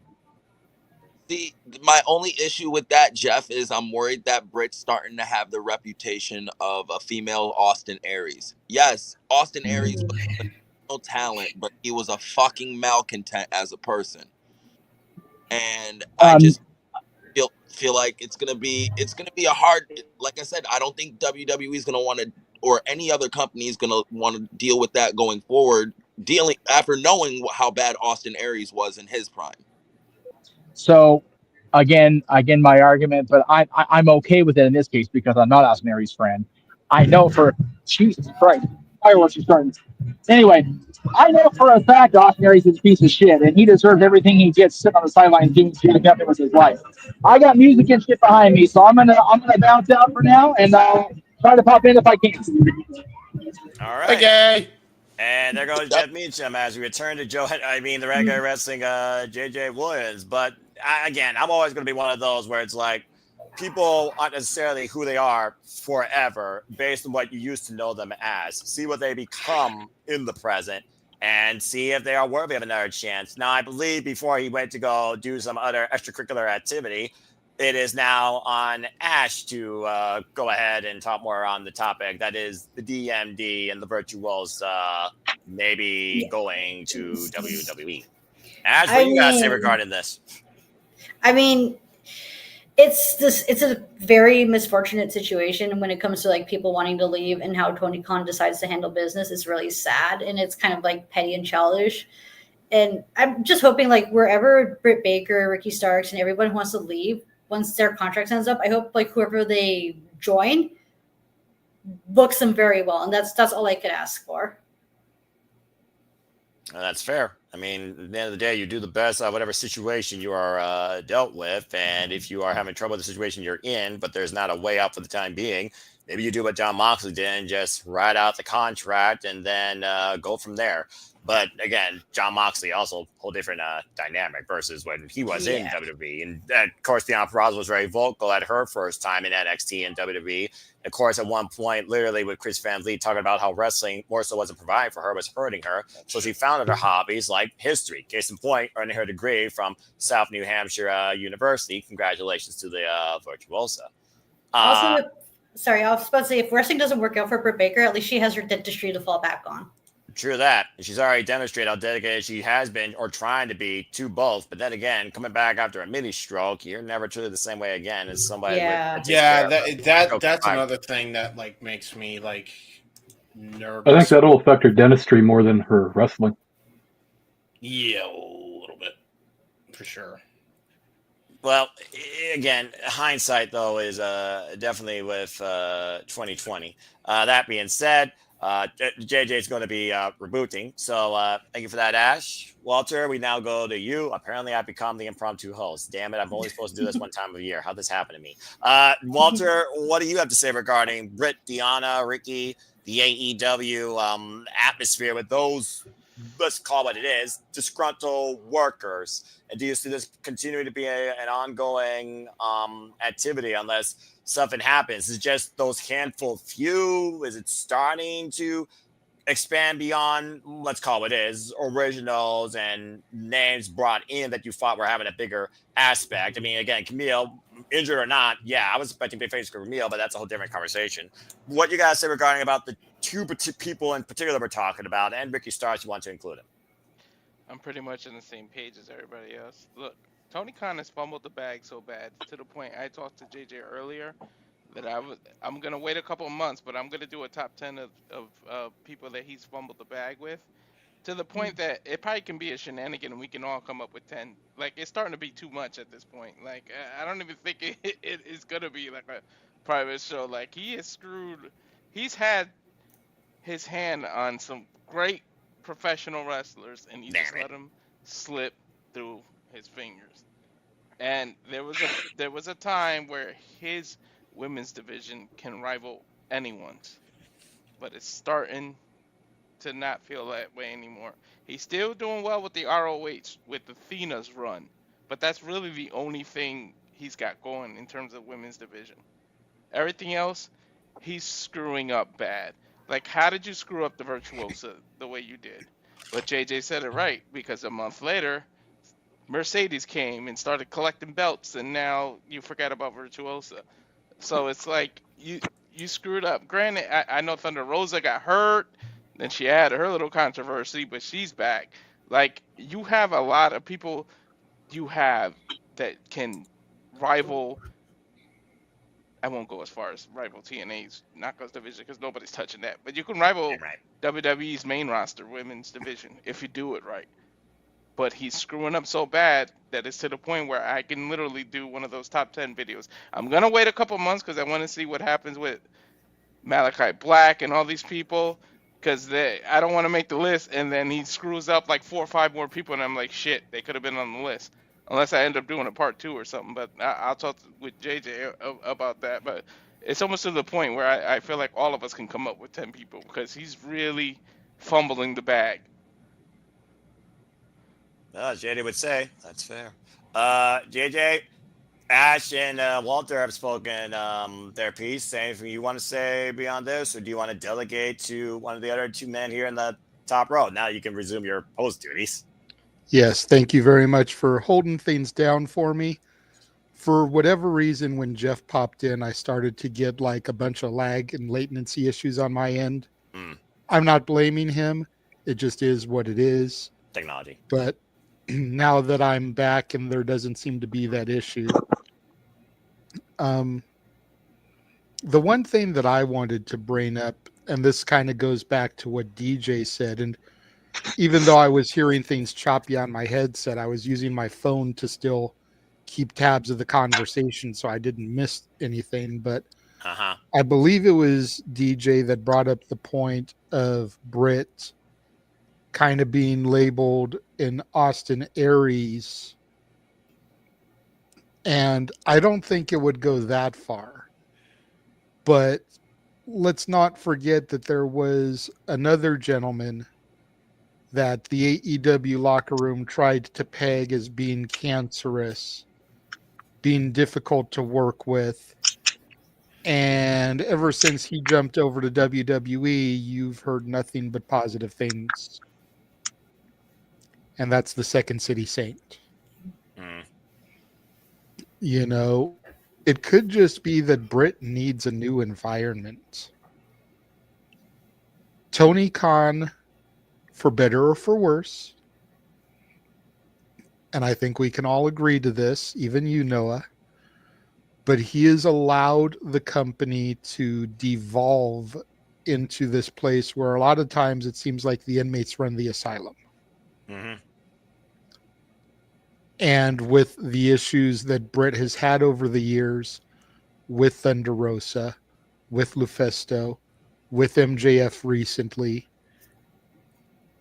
she was allowed to be that bitch for the better part of 4 years until she got injured. And then once she got injured and was out of sight, out of mind, we saw a bunch of other women join the roster, as was pointed out. We saw other women rise up the roster, like Julia Hart, like Willow, like Stat. And it's just starting to seem like it's not her field anymore. She's now the visiting team instead of the home team. And it seems like she's more and more becoming Jessie from Toy Story 2. You know, we made that analogy on one of the Tribalism Free Jones, you know. Yeah, somebody left me. On copyright. But tell me I'm not wrong there, Noah. Like, there's so many people on the roster that spend their time in catering. It's like, when do they get the TV time? It's like that scene in Toy Story 2 where Jessie is just like begging to be played with by her owner and commiserating over the time when she used to be loved. She used to be the favorite toy. That's more and more starting to seem what Britt Baker's going through right now. She used to be the face of the women's division. She used to be the pillar who the women's division was on her back, on her shoulders. Is that a Jessie doll you're holding up, Ash? Oh, no, it's a Hiromu Takahashi doll. I figured I'd bring them unless you were talking about Ticking time bomb! I like it. Oh, you think that's good? Hold on. Wait till you see this, Noah. Hold on. Oh, here we go. This makes me happy. Now we're talking about stuff that I like. This is Japanese professional wrestling. I have another friend in Japanese pro wrestling. Life is good right now. She's Daryl! You got Daryl. Freaking Daryl! Fucking This was $75 Canadian, by the way. What the fuck? Canadian? Yeah. $75. Been meaning to buy one of those. Canadian. You got the red one too, or just the black one? I can only afford this. I can only afford this. That's fair. But I do get what JJ's saying, because it almost feels like, around draft. I'm about to shock the system. I'm about to talk about sports. When you go to draft season, you look at your overall number one draft pick, and it's not the same season by season when it comes to shaping out your team. And there also is those transfers out. But it is one of those things where I do think you put more into your team as far as the quantity that affects the overall quality. And this is a problem with any company. It should become more definitively shown in AEW as of late than in WWE. We're like, there's a women's roster and the Raw, what? But yeah, there's a lot of potential great talents there that just aren't being utilized, Ryan. It does annoy me. James and I have been speaking verbatim about the AEW women's division and the potential of the dynamic of strength, power, experience, technical ability. All is there literally in that entire division, where if treated right, it could freaking rival even TNA and possibly your NXT. But it's just not being utilized to the fullest correctly, and all the supporting players. Definition tonight with the four-way. You got Harley Cameron outside of that. You had Tyler Valkyrie on the outside. You had another feud being built out of Penelope Ford and Thunder Rosa.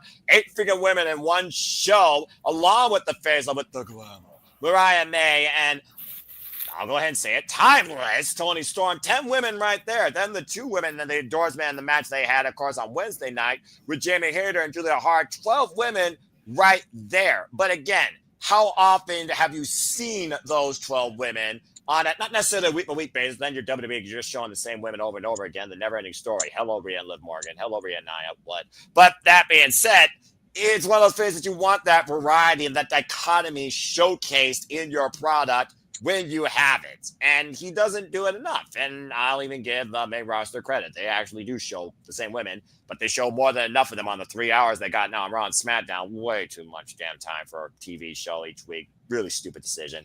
But yeah, something's got to give here sooner rather than later. The fact that Dynasty is in, y'all know where Dynasty is, right? Philadelphia, Pennsylvania.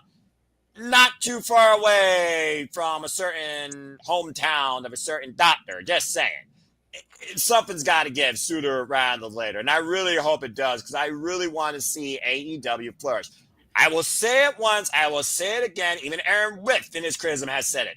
None of us want to see AEW fail, nor be a loudmouth, overly responsive, critical journalist, if you're called that only trashes it to get a cheap pop or click. You know who you are, and fuck you if I pissed you off.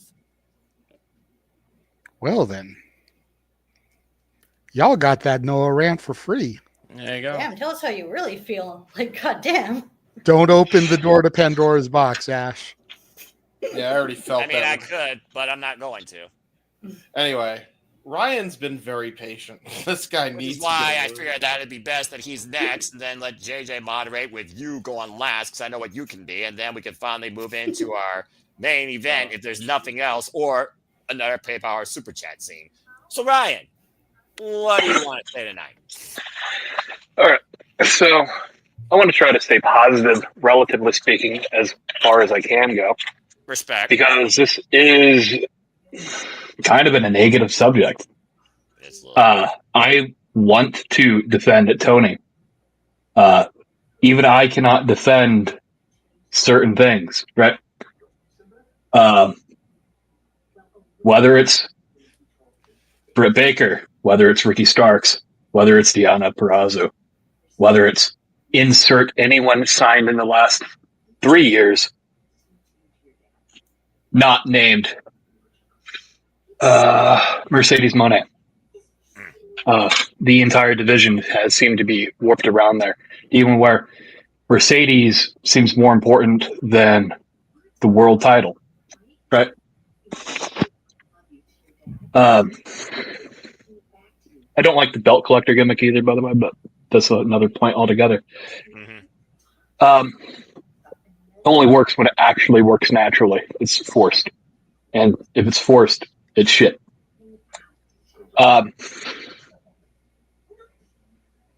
don't know about Britt Baker. We've heard things for years, and a lot of it's hearsay. but a lot of that we've heard before the CM Punk toxicity. So I'll say where there's smoke, there's probably fire. As far as Tessa Blanchard, for DJ's point, 7 years ago, she was 23 years old when some of these things had occurred. She's 30 now. You can grow. You can learn from mistakes. It's more ignorant shit there. Can you get past that side of it? The real question is, can she get past not doing business when she was the Impact World Champion? Which was a stupid decision to make her the Impact World Champion anyways, but that's mismanagement, not really Tessa's fault. Yeah, when you're checking boxes off just to check them, you should probably think about those boxes before you put the pen down, right? Now, this is long. I've been thinking for a while on this because this has been going for a minute. I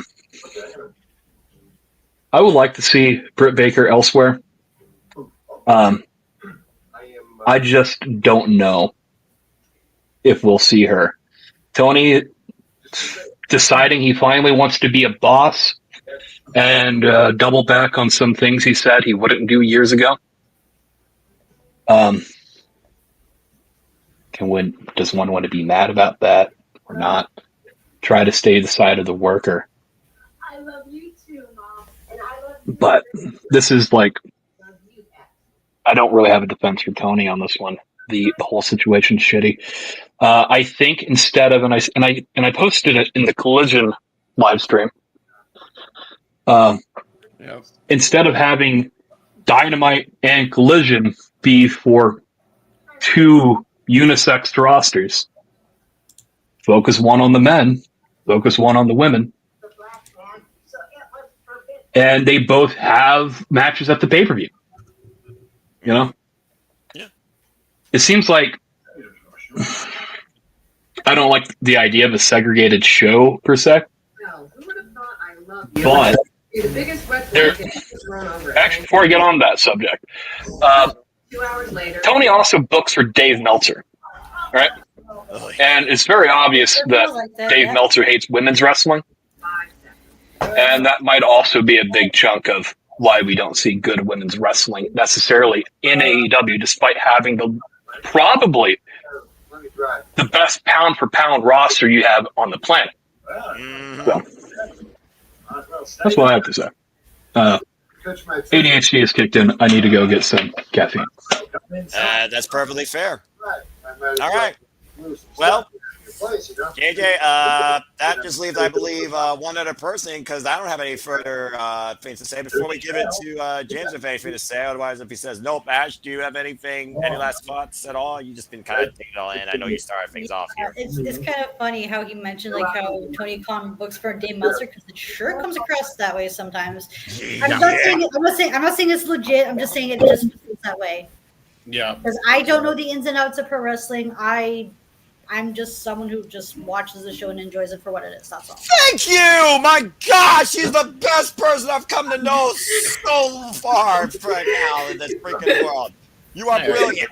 Just enjoy life and enjoy wrestling. It's what I live by. Protect your mentality. I don't even have notifications. I go on social media and say hello and talk wrestling when I feel like it. As far as a match update or a freaking result, daggum. It's not that damn hard. And again, Jeff has also said it's not that hard to book, it's hard to finance. Tony Khan is no excuse in the both of those. Yeah, that's true. By the way, Ash, your TV is like blaring in the background. We can hear it. Oh, that's her TV? Is that my TV? Yeah, that's I don't hear anything. Because it's not on my end, because my TV's quiet. I don't think anything's hearing. I can double check in the living room. Yeah, I'm about to say, I'm fine. Anyway, James, you already had enough audio issues tonight where you maybe. I was about to say, I'm not hearing. That's weird. Well, now I enjoy the silence like Depeche Mode. But before I listen to Depeche Mode, and no, we're not doing karaoke for that. James, go ahead and close this thing out. Your thoughts on this developing separation anxiety when it comes to the AEW locker room mentality for the women. Dude, it feels like it's the same shit, different toilet bowl every fucking week. There's something. It's something with Tony. Honestly, like it's almost kind of nauseating to talk about because at the end of the day, I'm always gonna take the worker side as opposed to the obvious billionaire. I'm not taking their side on this, and I've been very upset with how Tony's been treating the roster and how he's not been a boss. All this comes down to is he's not been a proper leader, right? And if he was, I don't think we'd be nearly in half of these damn situations we're in. And at that point, it's just like clockwork. The same thing is talking about the same thing over and over again and expecting a different effing result. So, fuck it. Who cares? That's kind of where I'm at, man. Like, I'm so tired of having to talk about the same shit over and over and over again with this company sometimes. And it just gets fucking nauseating. And I just wish, what am I going to say that hasn't already been said? Release the people you're not using and let them go.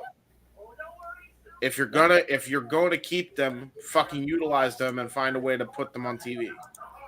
Or at the very least in a meaningful program across 6 hours of television time a week? 2 technically, because Rampage is no longer a thing. I'm counting Ring of Honor too. Okay, I guess that's fair. Ring of Honor, So though. Utilize some people. Like, come on. Like, who gives a shit if people like Punk? Like, this is so petty, it's ridiculous. Like, I'm over it. That's fair. Well, JJ, I think that pretty much wraps up in a bow. So, bottom line, there is a bottom line. AEW, treat your women roster. Hell, treat your locker room better. That's fair.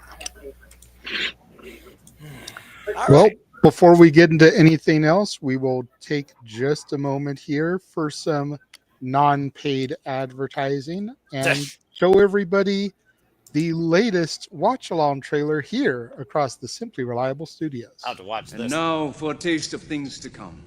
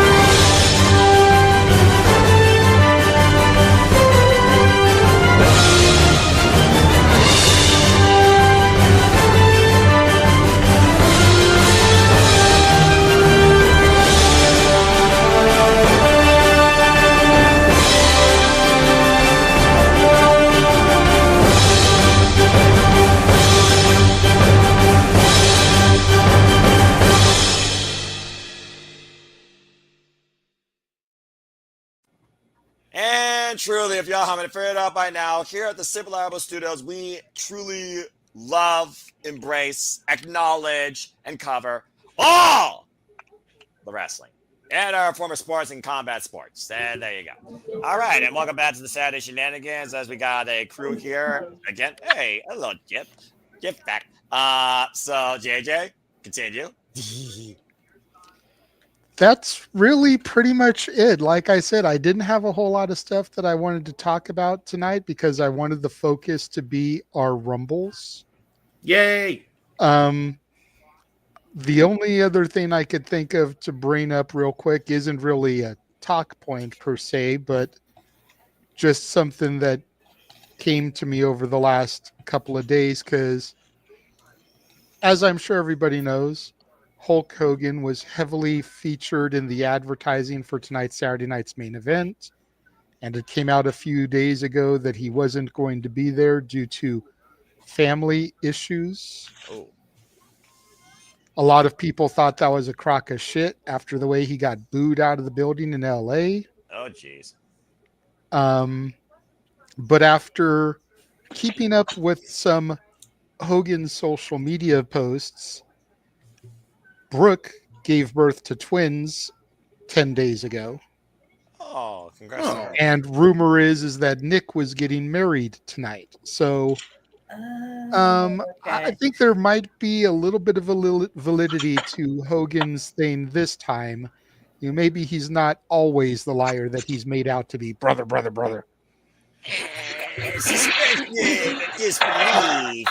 Are you attempting to insinuate that wrestling media isn't always truthful about the known liars of wrestling? What the hell are you saying? That's crazy. I didn't know that. That's a Jesse almost Ventura level conspiracy theory. That's almost as crazy as a conspiracy. Yes, that's how you have to spell it, folks. That's right, because R-Truth is national treasure, and he should be guarded at all times. I am looking for Nicolas Cage as we speak because I know he's R-Truth hurts my brain.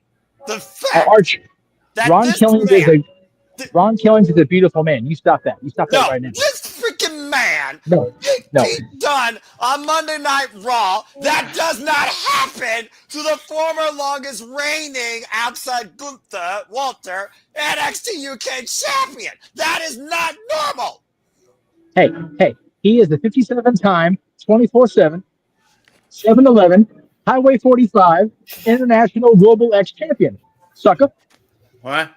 I am never going Exactly. to drink a Slurpee from 7-Eleven again after that. spiel. Absolutely not. I would do that anyway. Hey, us people in Winnipeg can drink all the Slurpees for you. We're Slurpee capital of the world for a reason. Yeah, you're also Tim Hortons capital of the world, and I love that. You're also a AEW capital of the world. Toronto was such a beautiful city to visit in 2019. I look forward to my next trip back to Canada. Noah. I'm from Winnipeg. Oh, sorry. Winnipeg, Manitoba, home of one of the hottest hockey teams in the National Hockey League right now. God bless the Jets, man. They're taking Winnipeg's all the nice ass. too. I don't know what the distance between Winnipeg and Toronto, though. I took a 6-hour Far. bus. To paraphrase one Chris Jericho, she's from Winnipeg, you idiot. That was the first time I ever heard it, though, to be fair as well. So there we go. Now we know where everyone's Yes. from. She's from Winnipeg. I'm from Ohio. Jeff's in California. James from Boston. Oh. So Noah's from a state that actually won the national championship this week. Oh, yeah, that's right. Ohio State. Sorry, Greg. Love you. Notre Dame. Sorry to the fans of the Fighting Irish. The only reason I know that's because I have friends at church that watch football. And speaking of watching football, if Joe Hendry enters the Rumble 1 week from tonight, Noah will be forced to watch football professionally. So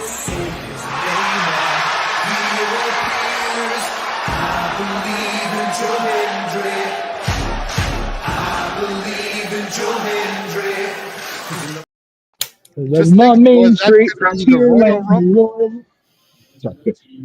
So he just has to enter the Rumble. Yeah. He doesn't have to win. He just has to enter. I believe anyone That's what I was Rumble. thinking for. Please. Yes, Walter. Number 31. I want Tim Hortons now. I'm hungry. We Sorry, should Joe. one up Noah. If he enters the Rumble, you have to watch the Super Bowl with Mikey and be on the commentating thing with him. Oh God! The only thing I know is that the bunny, Allie, she's a Buffalo Bills fan, so the Buffalo Bills make it to the Super Bowl for her sake. I kind of want the Buffalo Bills to make it just because of the guy that almost died. So I'm kind of. I'll take anything over the Philadelphia Eagles into that WrestleMania showcase car wreck. I think every region of the country except Kansas City wants the Bills to win tomorrow. I want Kansas City to win.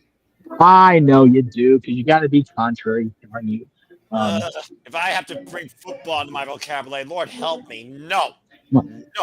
But I like what Walter said there. I think Noah should do the watch along of the Super Bowl with Mikey. I can see it now. Well, they have the hand on the ball in a game called football, and they toss the fucking football into the other guy's hands, even though the sport's called football, and then they toss it. And he I'm goes not away. on the football, you He's freaking running. idiot. He's James. running with the football, even though it's in his hands. James, think about this for a minute.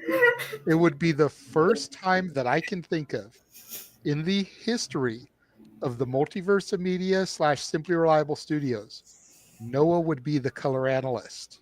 Yeah, it would be. Because Mikey would be the play-by-play. Oh, God. No. And with Noah basically not being able to comment on anything except the Super Bowl commercials and the halftime show, that would make it pure comedy gold because, to your point, he knows not a fucking thing about the sport. I don't know the name of anybody on the team. This is what I want. Holmes, I want Travis Kelce, Mr. Taylor Swift. I'm sure you know those names at least. Go ahead, Jeff. What's happening? I want Walter. I want Mikey on the call. Walter analyst. I want Noah commentating just the entertainment. Commercials on the halftime show. That's what I want. Yeah, especially since it's going to be a hip hop halftime show, Oh, and we know how much Noah hates that No. So, okay. All right. So here, what we do? Here we go. Impromptu. What we do is during the halftime show, we have Noah doing a complete concert of one song, "Rackers Crap" by What's Here Next. The whole halftime. Just Noah over and over singing that song. Yeah. Yep. Who the fuck's the idiot that's performing at the halftime show where hip hop actually matters on a Super Bowl stage? That's the dumbest decision I've heard in my life. Hey. They did it. They did it in LA a couple years ago. Yes, and it was That actually was really Dr. Dre and family. It was actually pretty good. And family is Dr. Dre and family is the correct. Is that related to answer Dr. to that. Ken? Who the fuck is that? I want. Oh, I gotta go. That is the okay, this is gonna sound fucked from a white guy. That might have been the most whitest thing I've ever heard a black man say. Yeah. Holy shit. I'm this idiot. That's fair. There is that.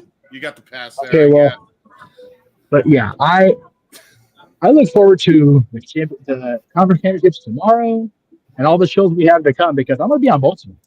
So I'm looking forward to this whole week. Hey, we got a rumble that we got to book first. We gotta draft it. Which now that you are here, Jeff, you get to participate in our men's rumble draft. Oh, thank Christ! As long as this freaking battery holds up. Yeah, right. I'm gonna go ahead and I'm gonna run through the rules once more for people that joined the show late and for you who just popped in. Shout out to Rock and Bros, by the way. Look forward Yes. to again. He had to rest probably, so we'll see blame him him. rocking again soon. Dude's eyes were heavy as hell, and he's got a 2-year-old, I believe. Oh. And he's got his own show that he's doing tomorrow, which is going to be trivia, which Ryan and Walter are going to be representing the Simply Reliable Studios team for trivia. Good luck. Yeah. And he was already up late with me last night on the fucking spaces. By the way, Jeff. Kitty. Kitty! Oh my god! Say pretty friend. Okay, people are making way too much. I'm allergic to cats, but I love that damn color of that cat. I will say my usual comment when a cat appears because it's Lady President, but y'all know what I want to say. Yeah, exactly. Oh, Jeff, she freaking makes a sailor blush. Go ahead and say it. Jeff, Ash is worse than us. Trust me. Yeah. Well, I'm also at Disneyland, so there's that. Nothing better on the air than a pussy. There you go. Wow. Noah made the joke. Noah made the joke, and I was on headset, so that was good. Thank you, Noah. Much appreciated from the dark part of my mind.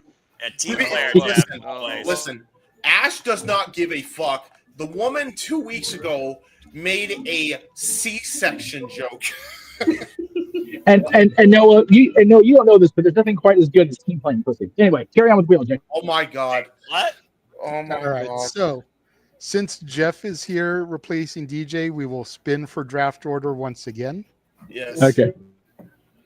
Yay. Let's hope that I don't end up with the first draft pick again because people already thought that shit was rigged the first time. It's rigged if it happened.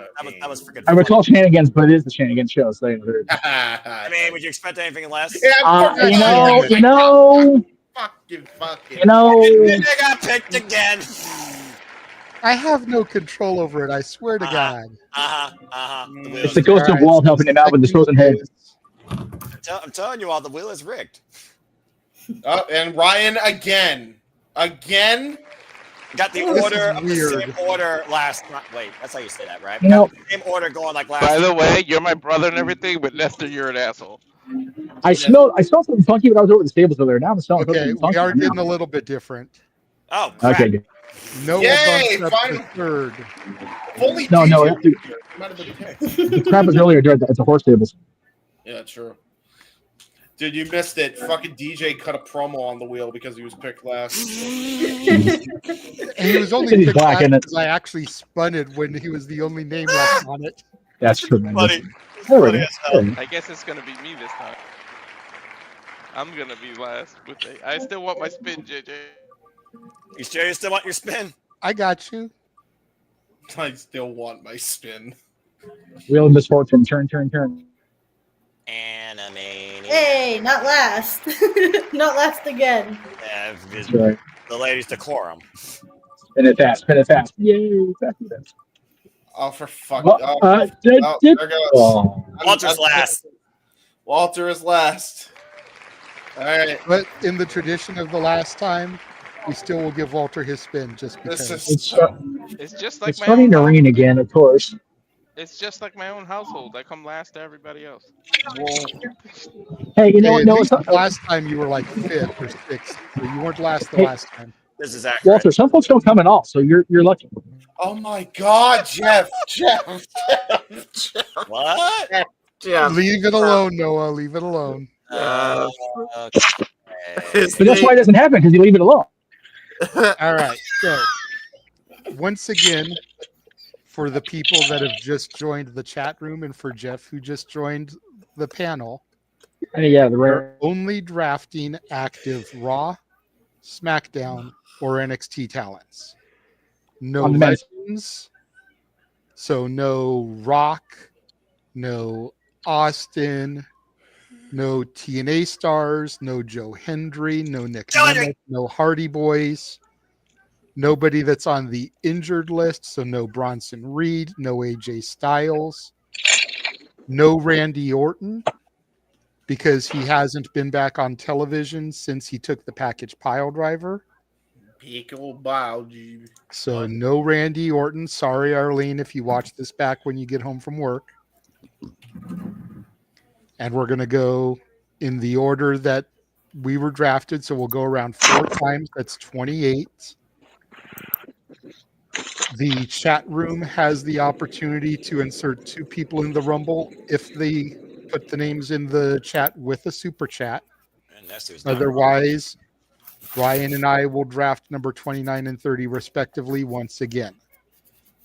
Once the 30 names are on the wheel, we'll give it a spin just like we did last time, and the wheel will randomly determine who wins our Royal Rumble. Are you ready? I guess. Trying to be. All right. So, the number 1 entry to the Royal Rumble is going to be Carmelo Hayes. I knew you were gonna go there. Because trust me, if somebody I think can be our marathon man, Melo has got it in him, dude. Yes, All he right, does. Ryan, who do you got for number 2? Jay Uso. Yeet. Okay. Number 3 entry, Noah. I'm going to bring a little bit of European excellence into the Rumble. Ludwig Kaiser. Ooh. Okay. 4th pick, Jeff. Oh Lord. I will go with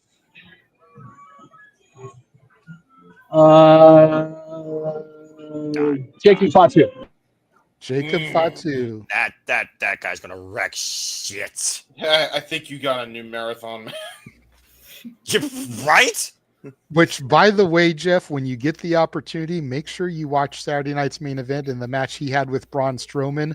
Holy shit is all I'm going to say. Mm-hmm. Ash. I heard. I am going to pick someone who I like to refer to as Detroit's finest in Alex Shelley. Okay. Good entry. Good entry. Number 6, James. I am going to pick Ghost of Tsushima's own Shinsuke Nakamura. You dick. And Walter. The voice of the voiceless CM Punk. All right. For the number 8 entry, I'm going to go down to NXT. And considering the people we have, praying he's still in it, I'm going to bring Trick Willie to the Rumble. What? I like it. Oh, oh yeah, man. Stop it! And I'll even go one better is that one of them eliminates the other. If Carmelo's still in there. And to just Ducky, rebuild that ducky, story. quack, quack. Oh God, Ash, no! Ryan, How about Shucky Ducky? Fuck off. What? I'm not sure which one I'm going to go with, but Tom or Nick Mysterio. Dominic. He picked Dominic Mysterio. Oh, I see what he did. Oh, Dom. Or Yeah, Nick. he used the R-Truth gimmick. Tom and Nick. Dominic. Noah. Wait.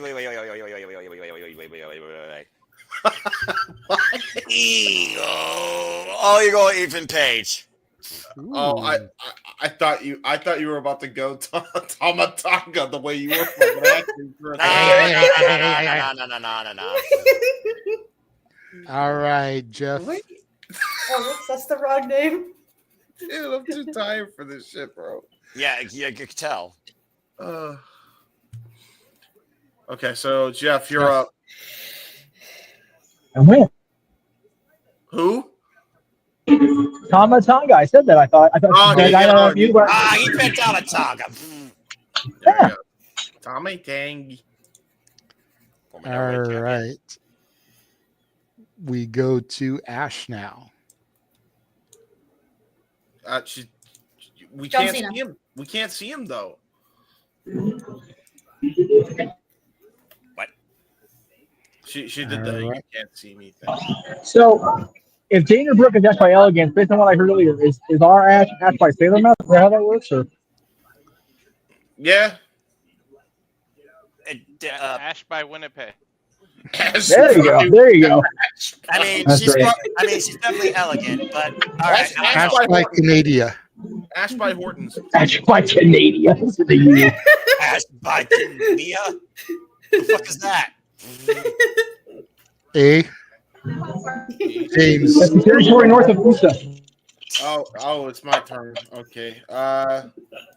Big. I picked the Scottish psychopathic Drew of McIntyre.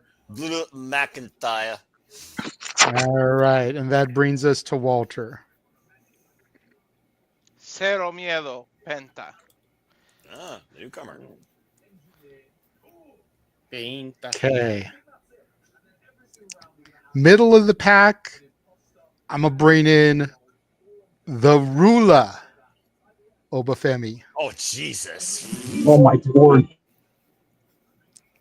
Well, JJ, let me ask you. Since Charlotte chose the NXT Women's Champion, can we enter the NXT Men's Champion in the Rumble?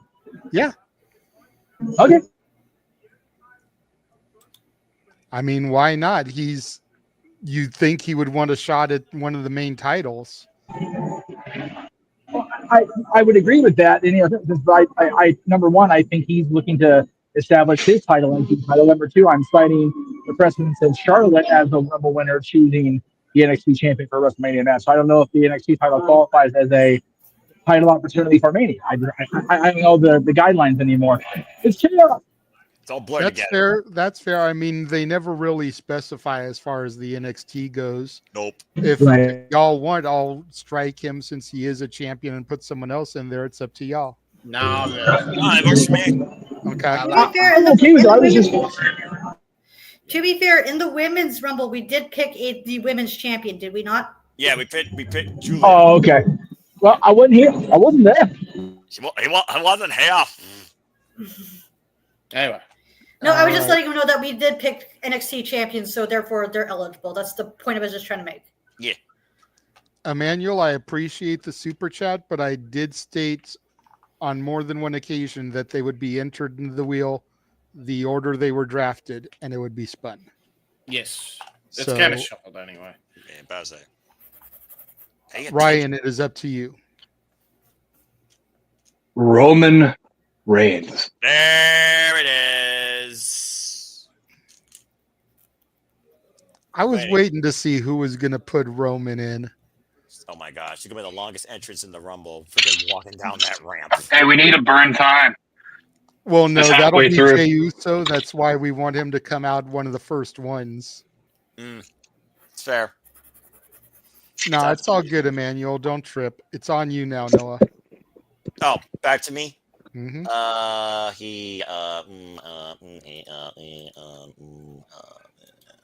Damian Priest. These noises, bro. The newest member of the SmackDown roster. Brand Sprit, LOL. Transfer portal. Whatever. Jeff. What number are we on? I can't see the screen. Number 18. All right, so for 18, I have JD McDonough, and for 18, I have his head. Well, you glitched like halfway through that. But I heard JD McDonough, big head. No, he said 18. I heard McDonough, number 18. His head. No, I said 18, JD McDonough, 18A, his head. Nice. All right, Ash. Damn it. Seth Rollins. Maniacal Messiah himself, and who knows what the style he'll be wearing. Good grief. That's Seth freaking Rollins, Ash. Yep. As you know. James. I'm gonna throw a monkey wrench into the plans. I am going with Akira Tozawa. What? That's one of the. Why do you want my man Tozawa to have a freaking talk about? Why, James? Why? Because I want to see him win, and it would be hilarious if he won. It would be. I mean, hell, we had BFAB in the women's rumble. Okay, if we can have BFAB in the women's rumble, we can have Tozawa in the men's. I am telling you right now, I don't care if I'm scheduled every Saturday or not. If Tozawa wins the Rumble, you'll never going to see me on a pay-per-view call ever again. Oh, hell no. My brain. Walter. Wesley. Ooh. NXT. Good one. All right, back to me.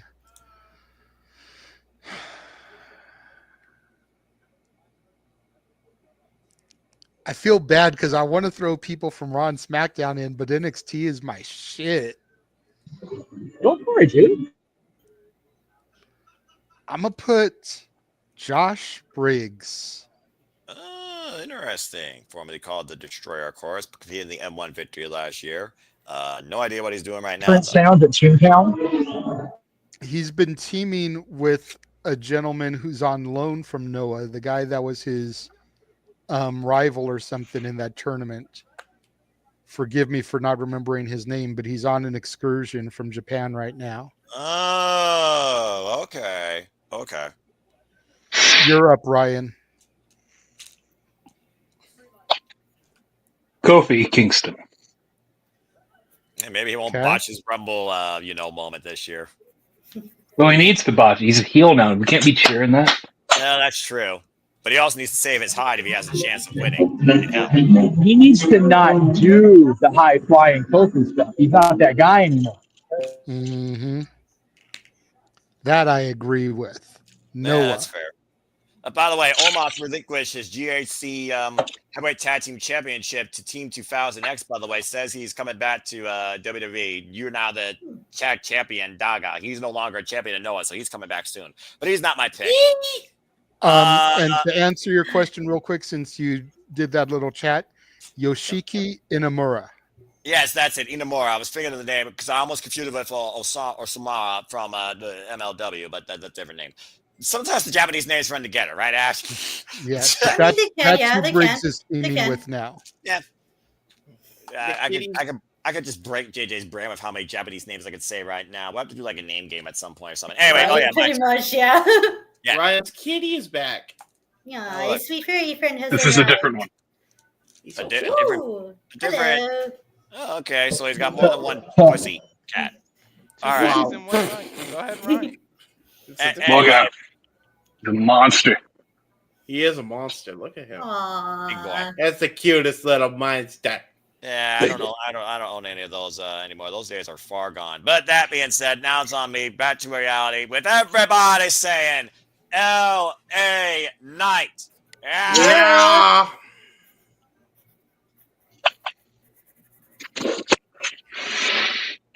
I love how he All put right. in the yeah. Damn right I did. Fuck Give me yeah. the gimmick, man. Shoot. Jeff Fafa. Did somebody say Jimmy Uso yet? No. We have Jay, Jimmy but not Uso. Jimmy. Jimmy Uso. No yeet. Jimmy Usos. The no yeet. I mean, now it's all good. All right, that brings us to Ash. Finn Balor. Yeah, guys, if Michael Cole can open the yeet, Jimmy Uso can yeet again. It's okay. Yeah, that's fair. I never thought I would see the day that Michael Cole would yeet on the announce table. James. Broadus and Breakerus. Oh, good lord. By the way, so bummed for Sheamus, man. Yeah. It happens. Keep being denied that Grand Slam. He's just gonna keep being denied it. I knew he was gonna win tonight. It's waiting for it's happening at Mania. They're saving it for Mania. You hope, Ash, and so do I. Walter. Uncle Howdy. Ooh, wow. Good shout. That's a shout. That's a very bizarre but unique pick. Love that. Yeah. All right, number 29. Oh boy. You know, he is an active competitor, and he makes his return, technically his Raw debut on Monday night. The Maverick, Logan Paul. Oh, God damn it. Jay's reaction. And Ryan, who gets the coveted number 30 slot? I assume I can't pick Nia Jax. No, you cannot. There's precedent for that. I know. She's done it before. All right. I know. All right. You know, who would be a fun one? R-Truth and a Pig. No, fuck it. R-Truth. Okay. Fuck me. Peter pressure. We have R-Truth and Akira Tozawa. Ilya Dragunov has All a right. better chance coming back from injury and being the coast-to-coast man than Archer Akira Tozawa being in this. Technically, you're accurate because he has been seen at the Performance Center this past week. So He's on that Super Cena energy. Yes, come out number 30 like 2008 and win the thing.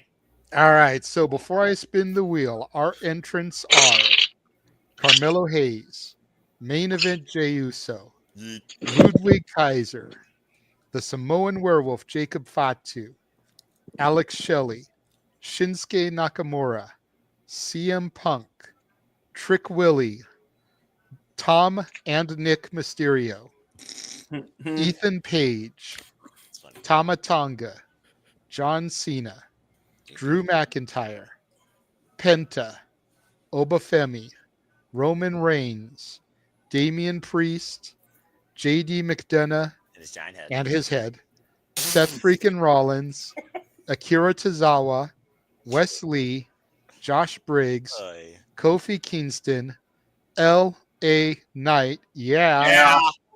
Jimmy Uso, Finn Balor, Braun Breaker, Uncle Howdy, Logan Paul, and R-Truth. What a joke for number 30. All right. Better than Logan Paul. And the winner is, Not by much. of the very first ever Saturday Shenanigans Men's Royal Rumble, Uncle Howdy. Oh, okay. Wow. Okay. Yay, my pick. Yeah. Number 28, by the way, for those that Yeah, we need Steph to tell us how many number 28s. I know 2 of them were Batista's. Right. So the infamous quad split. I know You somebody it's else like- splits on I was watching some random ass WWF superstars from '96, and one of the enhancement talents was named just Batista. I'm like, there's no way he didn't look like Dave. It wasn't Dave. And I'm like, man, the fact that they had somebody that spelled it just like that, and then they came back and used it, whatever it was, 10 years later, it's wild. I just found it funny. Something I do. Yeah. I was about to say, there was the splits, and then I heard somebody did the splits on Batista. I'm sorry, what? I didn't say no. That's bringing up old stuff, and that's wrong. that's going to start triggering me, James. I'm sorry. That was kind of I was being a Don't poke the renegade. We know better. That's not Have we even worth. have we found out how big it was yet, or is that still a mystery? Well, we were going to, but then Pritchard went on a hiatus. So when he comes back, maybe we'll find out for sure. Okay, fair enough. I'm poking the renegade. And I'm smacking you upside your head. Knock it off. Ryan, We'll leave the investigation up to you, Ash, because I don't want to know. Yeah. I think part of Bruce's hiatus was due to family stuff. Part of it was he was determined to find out just exactly how big it is. Conrad had just been bugging him for 20 years. He went hell with him. That was the thing. And by the way, Jeff, how big is Batista's dick? Probably that's the headache we're giving JJ for not moving on. 10 inch. This show is not brought to you by Blue Chew, even though he's wants Batista. But JJ, please move on. Batista with Blue Chew? Oh, it's not. But by God, no, it should be. Big enough to guard the galaxy. Now let's move on.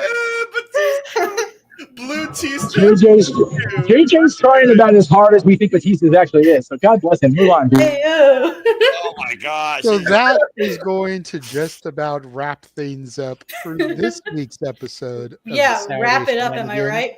Yeah, pitch the 10. God damn it, Ash. Might be too big to wrap up. We are bad people. Making announcements now is right there. Noah's been pitching a tent. Jesus. I know it's supposed to be the innocent one. This show is going to hell. There it is. Is it near Sonatana? Over here. And Jeff is at Disney, where they already have an attraction that takes you through hell. So, going back to what he talked about earlier. Maybe that's how far down it reaches. There's a cell. So that is going to just about wrap things up for the Saturday Shenanigans. Before I get into the shills, I figure we will one more time run our watch along trailer. Yay! Let everybody know everything that we will be covering. Please, no football. Well, you know it's going to be in there because Stat Boy is doing a doubleheader tomorrow. The NFC and AFC championships. I'm talking about for me, damn it. I don't need to cover that shit this year. Way to God that Joe Henry, who you believe in, doesn't show up in the Rumble then. I believe he stays in TNA. I believe he's crossing the line. I believe You will. No. I believe the irony is he's probably number 28. Either Shut way, up, Walter! Either way, you run it through my veins. It will change. Sorry. I believe we should start, Chill. Please. And now for a taste of things to come.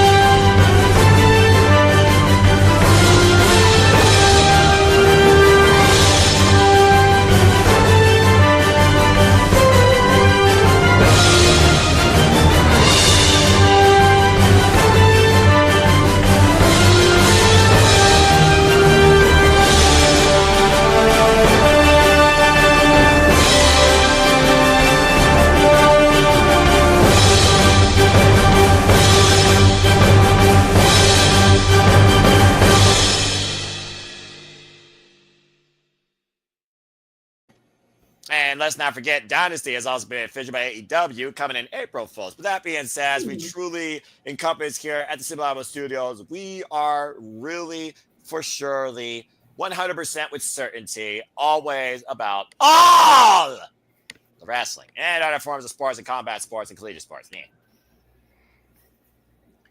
Before I go to Jeff, I see his hand up. I acknowledge that Dynasty has been added. I've been trying to replace graphics so that I don't have to change the speed of everything. Good deal. So as we take something out, something gets put up there to replace it. Something! Sorry, James. Yes, Jeff. Did I see correctly that both the UFC Australia show and Super Bowl are on the 9th?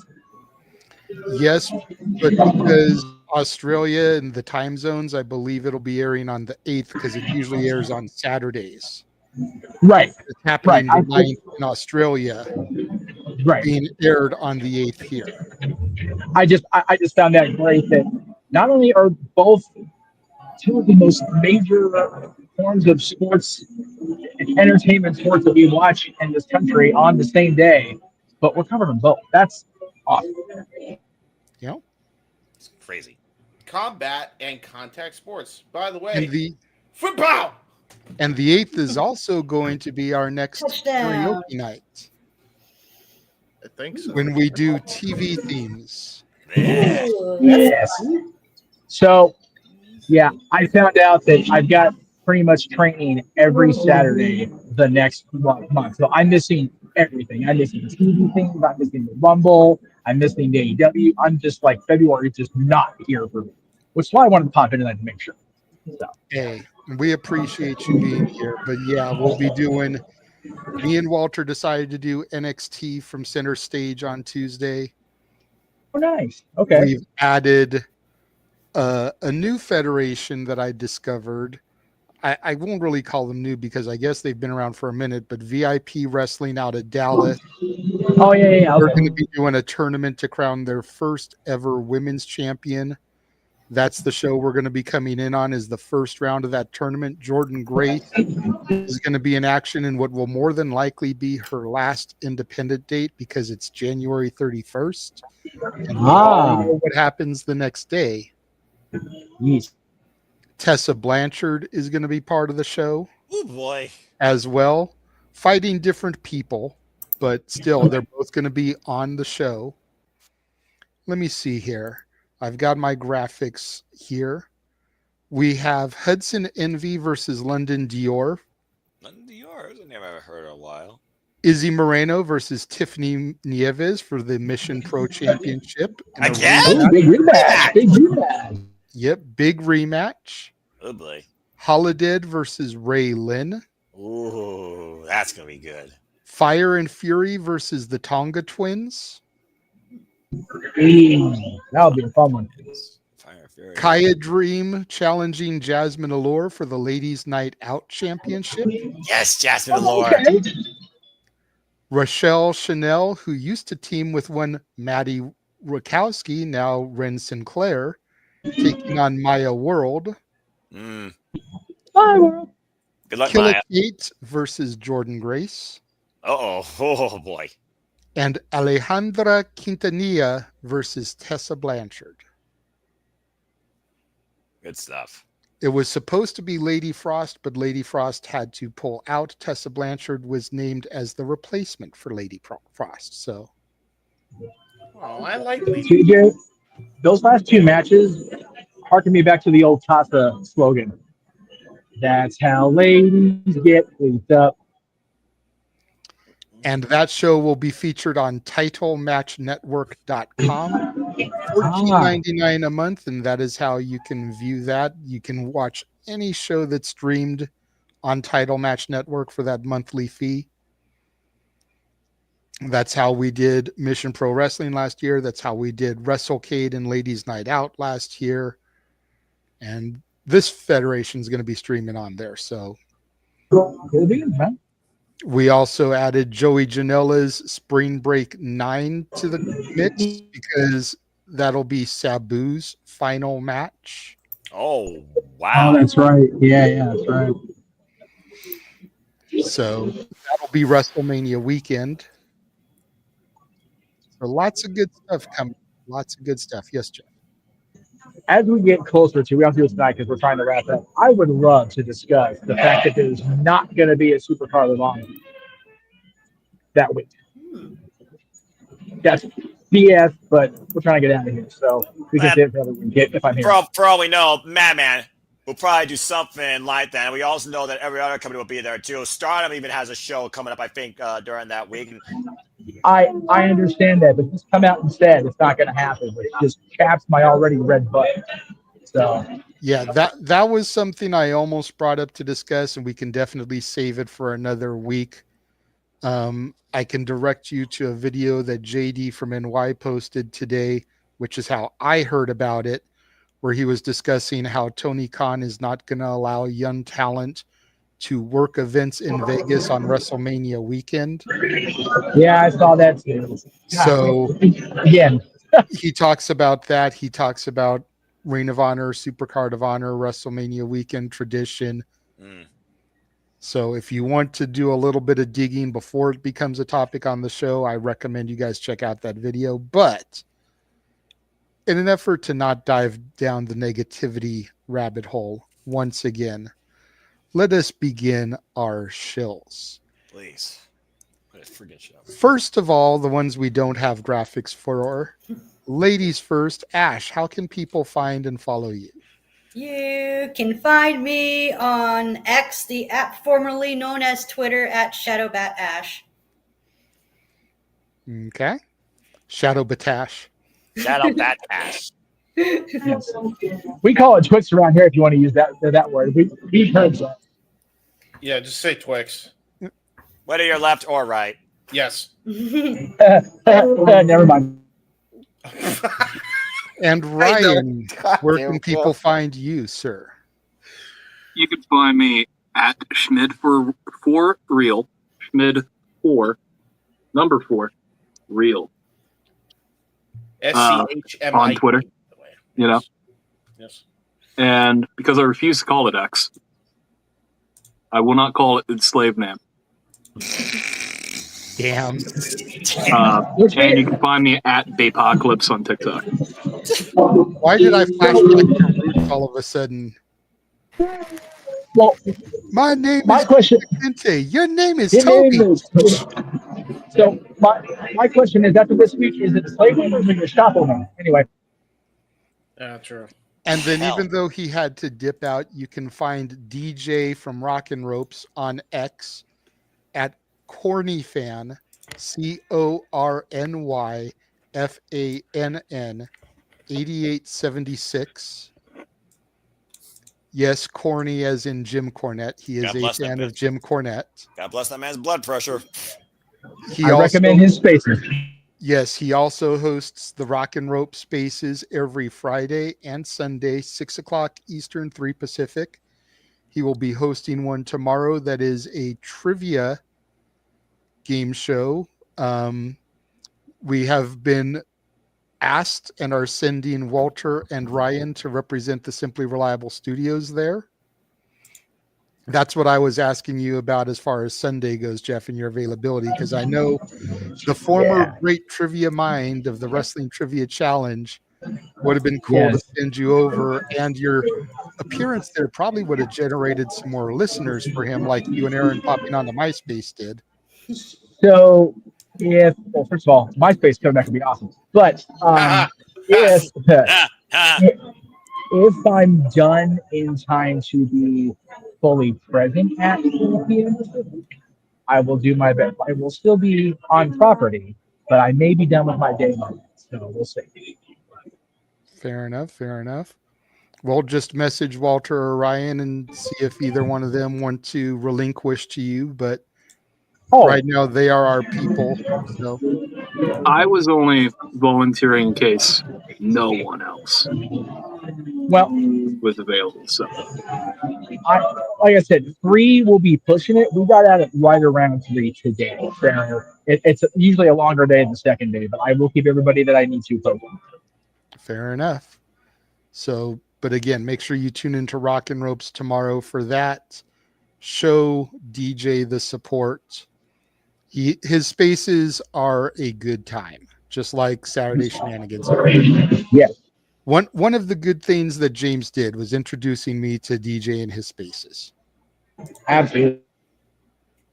It was on a complete accident. Yes, The best quite things so. usually are. Yeah. Happy accident. I am one of those. I'm a happy accident. Anyway, who's next on the show list? Actually, James is. It's the accident. You guys can find me on YouTube, Instagram, and X at Jameson95 and on Facebook at James Eman. I'm doing really cool and done things on the internet. Go check out my uncle's doc and run that shit up to 2K already. Scan the QR code. Scan the QR code, please. Do it. Please do it. And then, yeah, go check out my J. Hebert Side of Things podcast. And, by the way, even though I don't have a graphic for this, J. Hebert Side 95 on X, Twix, Twitter, whatever you call it, because your boy did a Spaces because of some crazy reasons. However, the good news about that Spaces was, and the one positive about it, I actually got Anthony Missionary Thomas and John fucking Draper on my Spaces. Wow, exactly. So that was crazy. Yeah, big thumbs up, I guess, for me. I was just trying to spread the word about how certain things are bad and two wrongs don't make a right, and I guess they approved that message. So if you want to check that out, go ahead. Tabloid tea was spilt that night. Tabloid tea was definitely spilt. A lot of tabloid tea, indeed. Well, you can have them, James. I got Jeff Meacham and Aaron Rift on MySpace. Yeah. Well, to be fair, hey, listen. Hey, you know what? Come at me with virtue coming on your space. Jesus. Fuck that. I'm good. I'm good. I'm You good. know, if I get virtue on our video game space. Mm-hmm. Yeah, no. I have no idea what the fuck's happening. Most of the time. Oh yeah, right. Social. I guess that's a thing. If you want to try and find me, good luck. You can find me mostly on the Twitter and on YouTube at Foster1916 for all things wrestling. Shout out to W Fam. For I am nothing more, of course, but a simple man and a lifelong fan of. No. Oh no! Later.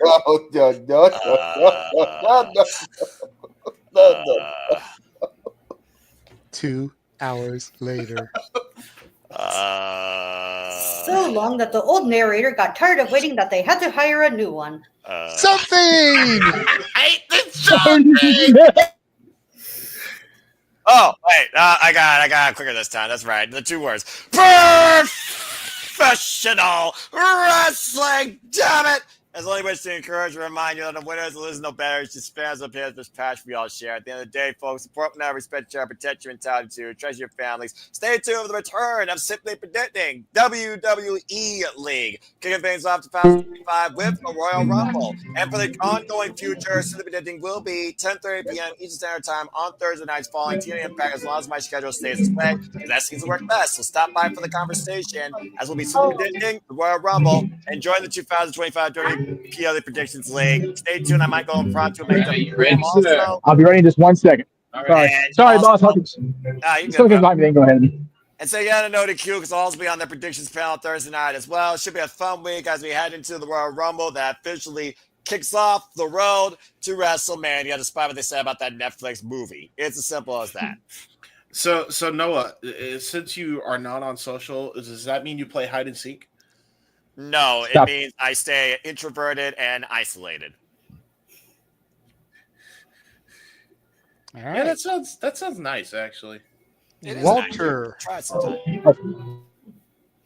I gotta follow that shit.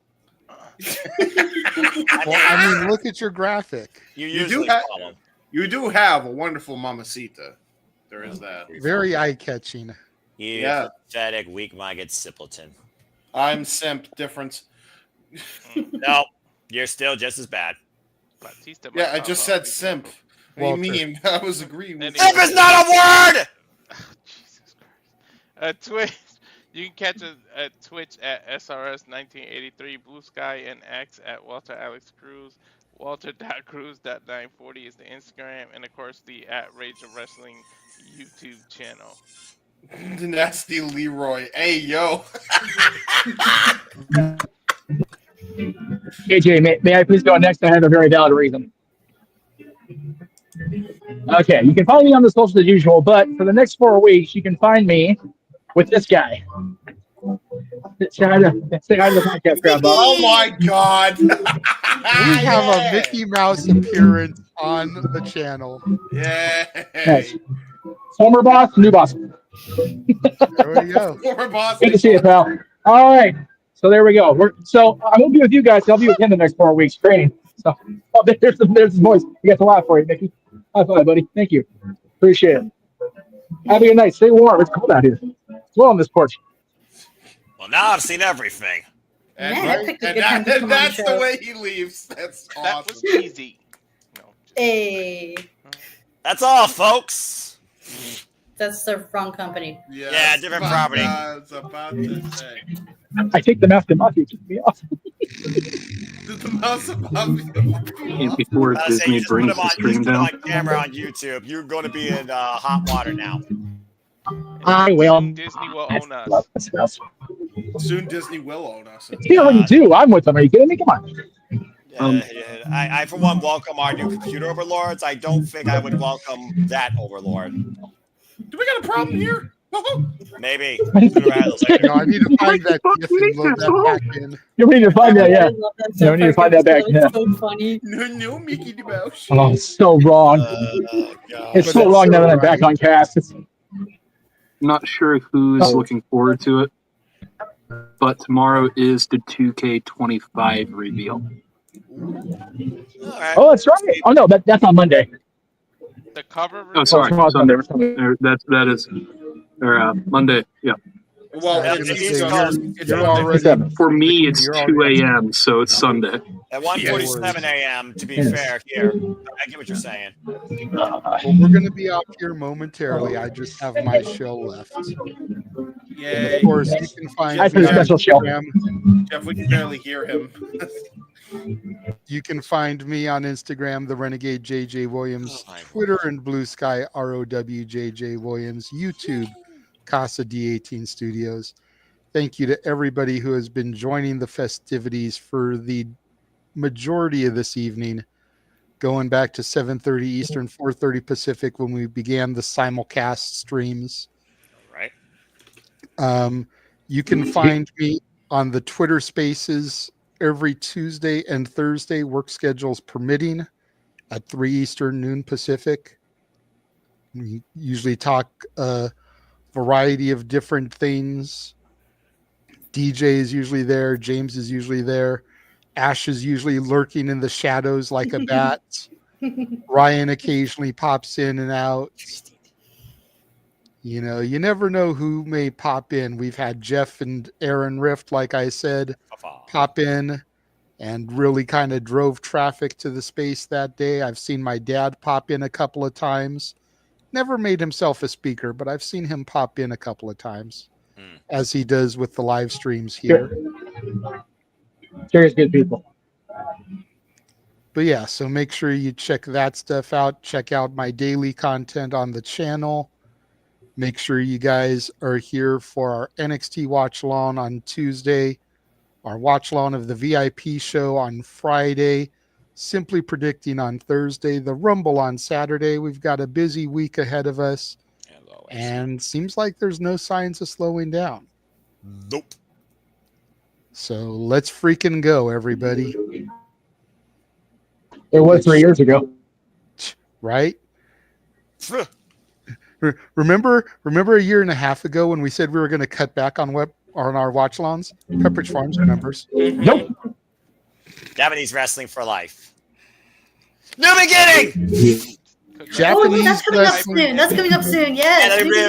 Osaka. We got Osaka coming up. Where Zazuju defends the title with Hiroki Goto. Yoda Tsuji defends the title against Gabe Kidd. the Taiji goes up against Sonata. It's a good looking card so far. It is solid. Japanese wrestling, independent wrestling, UFC. We've just added so much stuff that they're literally. I'm waiting for the day to come when we have something every day of the week, some watch along. Something! It hasn't happened yet, but we're getting there. Well, with the video game stuff coming, you never know. True that. Of course, you and I have our first top 10 as well this Saturday, and then we'll figure out the gaming podcast to launch things here, and then we'll level up from there as far as co-op game content or maybe hosting Jackbox parties. We'll see. Ooh, yes, as Nestor threw in the chat, congratulations to Uncle Howdy and Piper Niven, the winners of the first ever Simply Reliable Studios Saturday Shenanigans Royal Rumble matchups. Yes. Scream freaking froze as his phone died. His phone died. So it is what it is. He's looking down at James like most people do. Oh, That's God. Oh, God. So that is going to wrap things up for the evening. I want to make sure and thank Ryan, DJ, and the debuting Ash for joining us here this evening. Please come back on soon. Want to make sure to thank Jeff for being able to pop in from his location. Yes. Making himself available for Thank you to us. Mickey. Yes, thank you to Mickey the Mouse for popping on as well. And damn the Mouse Mafia for shutting it down. That was crazy. Intellectual property. I mean, they're going to do what they're going to do. Trust me. Mamacita the Mini. Yes. Mamacita the Mini. Mamacita the Mini. God damn it. That's going to stick out. JJ, we can't top that. Shut it down. I was joking with Walter that when he moves out here, we're going to have to meet him for the first time for a trip to Disney because he's never been to a Disney park. Oh, not Florida, okay. not Anaheim, not nothing. So we can get a video of him walking up to her and be like, Mamacita the Mini. Yeah, I may have to bump one of the sign-ins for that because that's going to be a Casa Group thing. Absolutely. Okay, we'll make it happen. I was about to ask earlier if it's possible. Like, can I come back next week if my schedule lines up? Absolutely. Yeah, I don't see why not. You're welcome. I don't know. We may not want to bring you on too much because it will affect the super chats. Canadian, you being on the show. Oh, I was. So the thing is, I wasn't able to send one because I need grocery money. That's where it all went in my belly. Cost of living. My fellow Americans. What is it that Noah always says? Priorities over passion. Damn right. Yes. Food in the house is more important than the super chats. Between BJ's and Not by Shop much. the other day, I spent close to $1,100. $1,100. Hey, you got some people in this house. Oh, that's right. You do feed more than one. So wait, you guys have BJ's in Connecticut? Yeah. Good night, everybody. Not that kind of BJ's. It's a fucking wholesale club. It's Connecticut. It's always that kind, James. BJ's a restaurant. What you talking about? Wait, there's a grocery store called that? Yeah, there's a BJ's that's kind of like a Costco, Sam's Club type of Oh, warehouse okay. store. Yeah, we don't got that here in Toledo. We got Walmart and a Sam's Club and a what is it? Gordon's? What's the other one? I can't forget the other one. Yeah, I guess we do have EC actually worked at the BJ's in her old home. There's only one Costco in friggin' Toledo. Pisses me off. Want to bring the boom? So no chicken bakes, no Choco Chunk cookies. We're trying to get out of here, James. And on that note, we bid you all a fine adieu. So on behalf of everybody here that's a clown and a fool and a wrestling fan too, make a positive impact in life. Have a good night. We're on the countdown to the Royal Rumble. Mamacita Mini. MICKEY. Please don't fire me. MAMCITA.